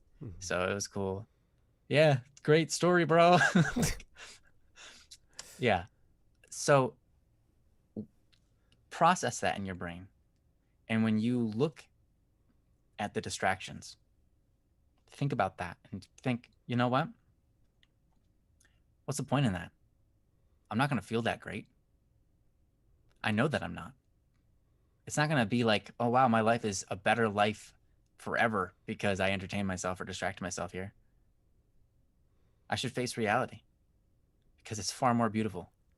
Because in reality, your suffering is made beautiful. In reality, your suffering is made good. You can grow from your suffering. You can grow through your trials and your struggles, right? It's a beautiful thing. We know, all of us know, that through our pain and our strife, that's when we grow the most as individuals. So face those things head on, embrace them, and enjoy them. Don't try to take the easy way out of life. You won't enjoy it. You'll just get to the end and be like, was all of that pointless? That sucks. That stinks.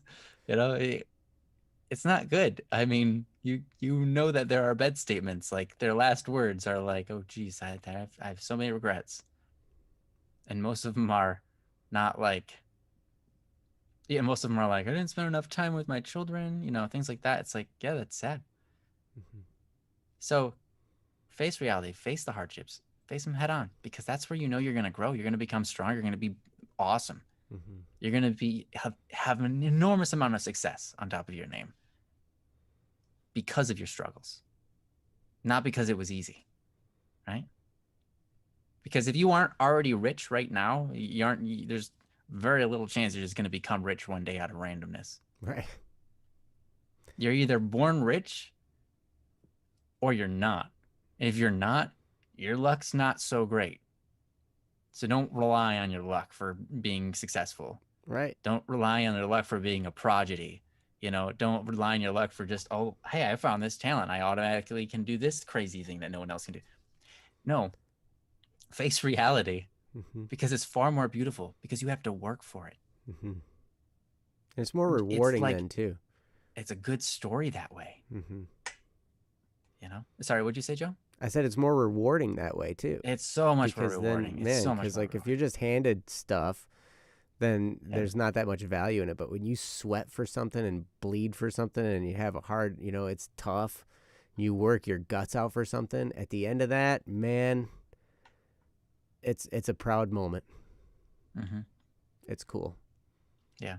So it's okay to want the God of love, but want the God of suffering too, because they're one and the same. Anyways, I'll move it over to you, Joe. I hope that made sense. I hope that all aligned for you correctly in your head, Paco Breaker. But yeah. Yeah. Take it away, Joe. Good. That's good stuff. And it's a great way to get yourself in the proper mindset to avoid these distractions and to understand that, like, what is there of value in my life? Is this thing I'm going to do valuable to me? Well, maybe, I mean, like, okay, so let's take Minecraft, for instance. I love playing Minecraft. I love playing it with my kids. I love playing it with you guys on the server when I am able to play. I and even by myself, I'll play Minecraft and, just try and get better at it, try and gather resources. I just started. Princess would be so proud of me. I built a farm. Whoa, I've never built one. I built a farm. I'm impressed, dude. Like, it's exactly, see? Look at that. I didn't do it in the server because everybody else has built farms already, and I just go and farm the farms. I'll just go and She's so happy for you. She's but cute. yeah, Like, I got lots of cows and lots of sheep and lots of chickens and a horse, one horse. And but I couldn't find any pigs. I kept trying to find pigs, and I carried carrots wherever I went, man, and I was trying to bring pigs. And finally I found some pigs. And I got them. but at any rate, but what value does that provide for me? Not really all that much. It's fun, and when I play by myself, it kind of helps me to be more familiar with the game. So then when I'm playing with other people, I know what I'm doing a little bit more, and I can be more productive and helpful in the game. But really, that's the beauty of Minecraft for me, is the fact that I'm on with other people, whether it's my kids or whether it's other people in the BSS community. I mean, right, that's the point of that's value, is the human pretty much it. relationship. Exactly. We're doing something together that's fun, and we're talking.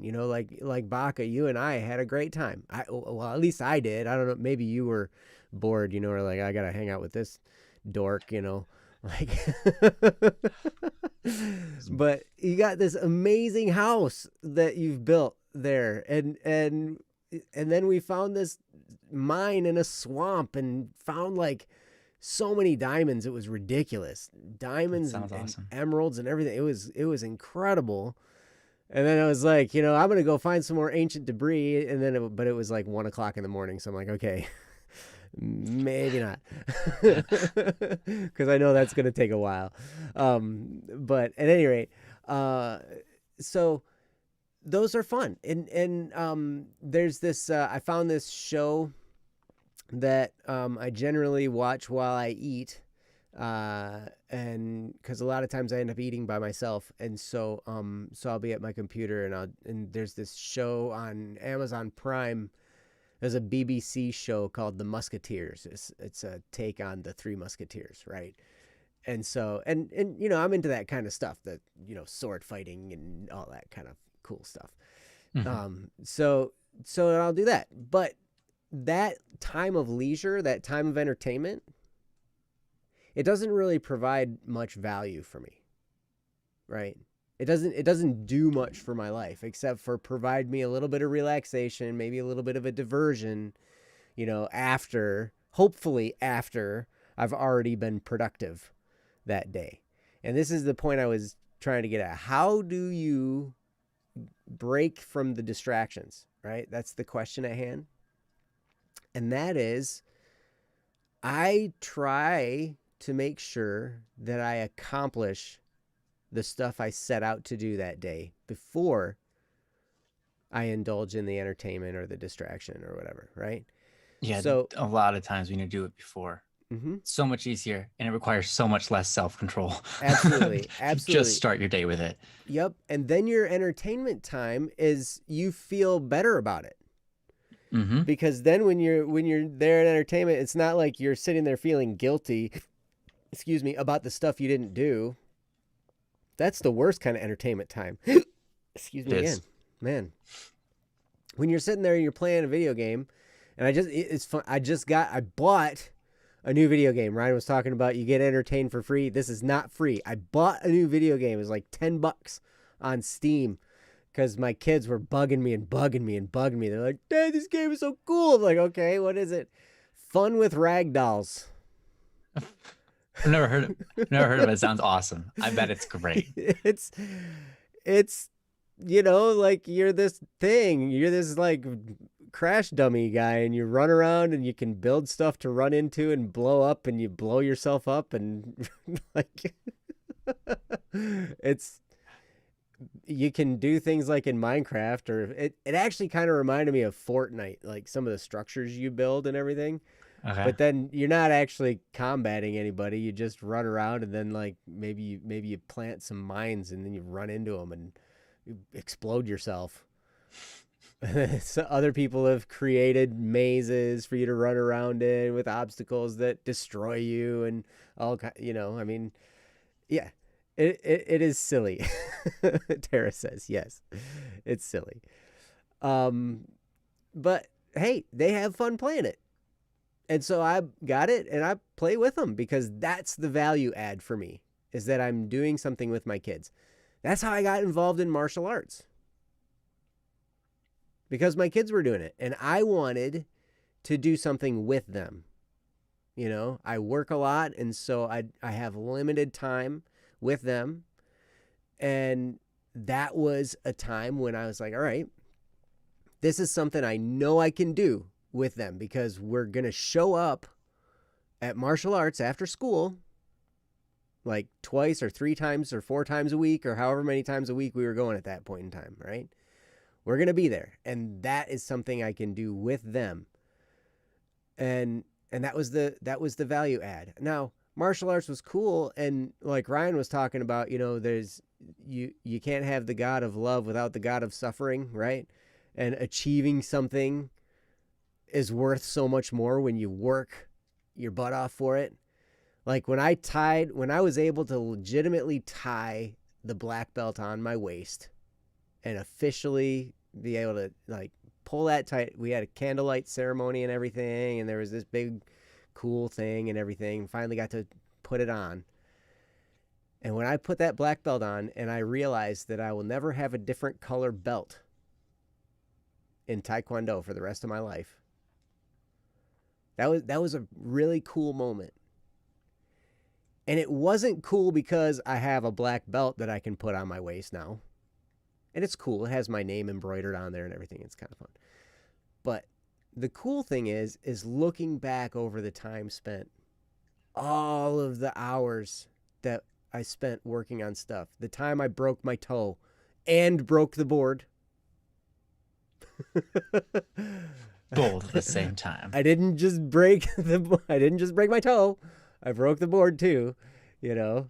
You broke the board with your broken toe. I did. Yep. They broke at the same time, actually. Yeah. Well, which one gave first? You have to.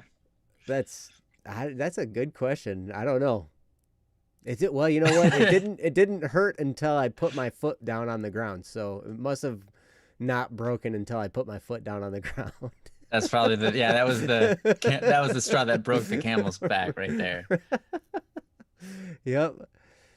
But that and all this sweat and then doing my black belt test with a mask on and not being able to breathe and having to get beat up by my instructor and everything. I mean, all the things that I had to go through to get there is what made it so special.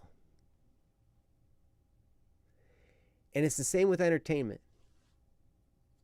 And you're like, how is that the same as entertainment? You're talking broken toes and getting beat up by people. Like, that doesn't sound like entertainment. That's entertainment. That's solid entertainment. Trust me. It's entertainment for people watching. Yes. That's for sure. I remember my mom was watching on Zoom. You know, it was a one-on-one black belt test my mom was watching, and she called me, and she's like, man, Mr. Rodriguez is a really tough sparrer, isn't he? And I was like, yeah, because he basically handed myself to me. He just boom, boom, boom. He knocked my helmet sideways, so I was looking through the ear hole. Like, holy cow! I mean, it was crazy, and but I couldn't breathe the whole time either. But at any rate, that's like entertainment. Because here's the thing. When you do your stuff first, when you do your obligations and you do your work first, your entertainment is valuable. Your entertainment feels like a reward. Vanna V said it so well way up here in the chat somewhere. As some of the ADHD, I find it useful to set short-term goals with rewards. One assignment equals one small reward.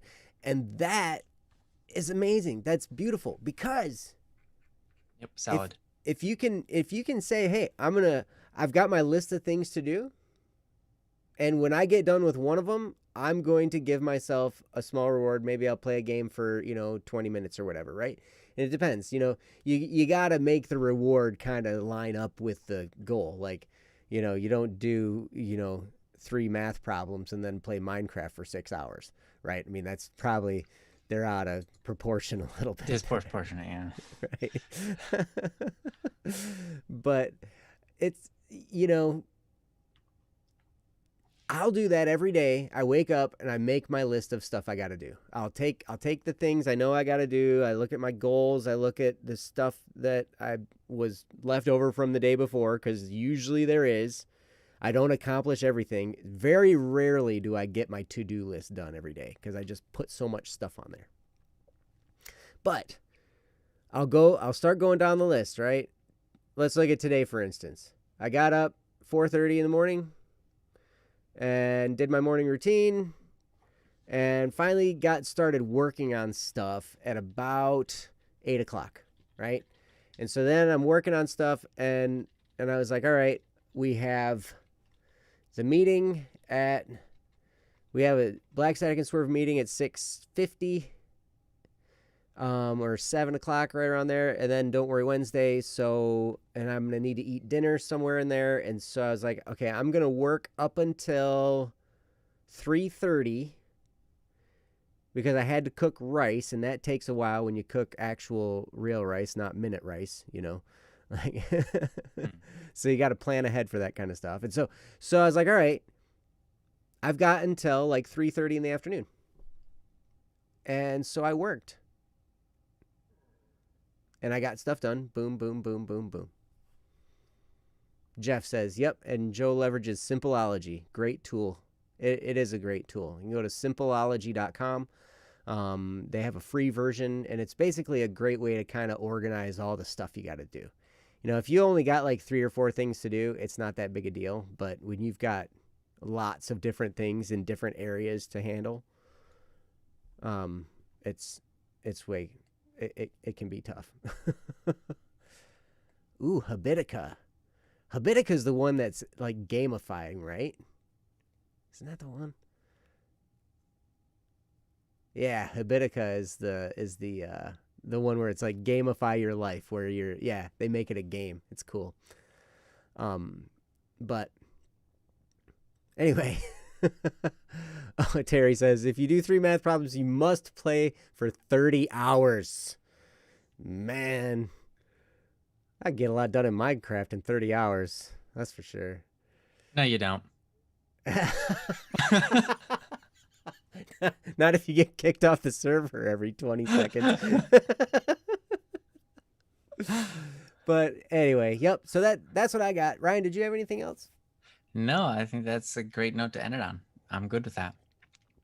All right. Thanks, Joe. As promised, here you go. I found it. I found the Spotify link. To us. A single duel. A single duel, the Spotify. So in 2 hours, a little bit less. A little bit less than 2 hours. The album that's gonna populate with the new album. It's called Instrumentimals. Instrumentimals. Coined by Ryan. Yep. And then on YouTube, yes. Yep, you can check out our YouTube channel when it releases. It actually won't be automatic. I'm gonna have to actually put links on there to it. But yeah, but that'll be on there too. So yep, you can check either of those 2 places. And in the meantime, I think because I got to stay up to drag stuff over there when it releases, I'm gonna just jump on the Minecraft server for a while and play. And I'll be in the voice chat. I won't be there right away, but I'll be over there. So if you guys want to jump on the Static P Friends Discord, I'll be over there. And anybody who wants to join me, maybe Ryan will join me for a little while, or maybe not. Yeah. I don't know. Depends. I'll join you guys. We'll see. I'll join you guys in voice at least. Yeah. It would be cool if we stayed on live stream till midnight. That would be cool, wouldn't it? That would be quite a while. 2 more hours of this. Yeah, maybe. Wow, that'd be something. But yep. Princess probably has things she wants to do too. Yeah, that's true. But don't forget, how long Joe is on the Minecraft server is directly proportional to how much work gets done. And I got a lot done today. And you're gonna get more done. Yeah. at midnight there'll be more to do, so it'll be fun. But Yeah. anyway, yeah, wow, good show. How you doing, Mhm. Ryan? You still doing good? Yeah, I'm doing good. You look good. Yeah, I woke up at like 8 this morning, Really? which was surprising because it just kind of like I went to bed at 5. Oh, you No. just woke up at 8. 3, 4, sometime between 3 and 5. Mhm. And then I woke up and I was like, I don't know what I'm doing up, but I guess I'm gonna get up now. And yeah, so I'm getting a little tired, but I'm good.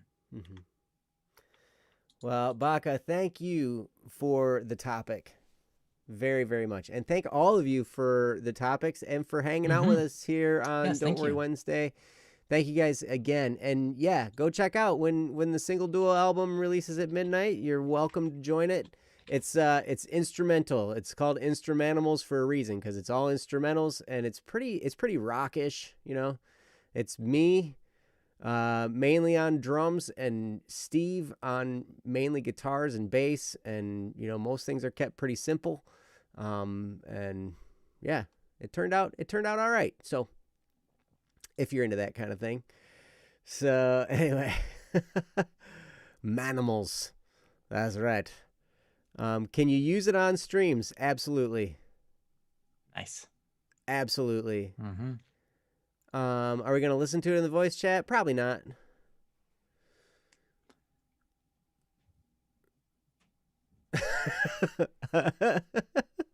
I've listened to it so much I don't want to listen to it anymore. Why not? I don't want to listen to it. It's not bad. It's just I've listened to it too much. When And you- it's my when- own, so when I you- get sick of it. Yes, Yeah. when you produce your own music, Relatable. you've heard it so much. Like I just Yeah. want I put together some of the pictures today and I was like, can this just be over? Please. I But- listened to this song 400,000 times before the song was even made. Yep. So Yeah, and see now the thing is now that it's done and it's there, like I listen to it and I'm like, I hear things I want to fix. yeah, that can happen. That can totally happen. Yep. Hey, Fearful Milk. Fearful Milk. Sorry, we're just about to close it down, but thanks for Yeah. joining. Yeah, actually, you know what? Maybe we can grab that topic and do it next week, maybe. All right. So anyway, sorry, yeah, but anyway, thank you guys so much for being here. And any updates on Criminal Idol season 2? Yes, but we're not gonna say. We had a good meeting about it last night. Yeah, we did. Also, Um, Joe, up- I think that might have been an update. Yeah, it was just an Can you read update. the They, contents? Huh? it wasn't a topic. It was an update from Fearful Milk. Oh, okay. Yeah. Sorry, my bad. Yeah. It's all good. Well, thank you for the update. Yeah. Thanks. See you next year. Yeah. In exactly 365 days or in 3 days. That's a big difference. I guess 7 days, since that would be when we would be on Don't Worry Wednesday next. But yeah. Yeah. Thank you all for being here. We love you guys, and we will see you next Wednesday next Yeah. year. Awesome. Love you guys. Thanks for being here. Love you. Hearts. Peace. Bye-bye. Bye-bye.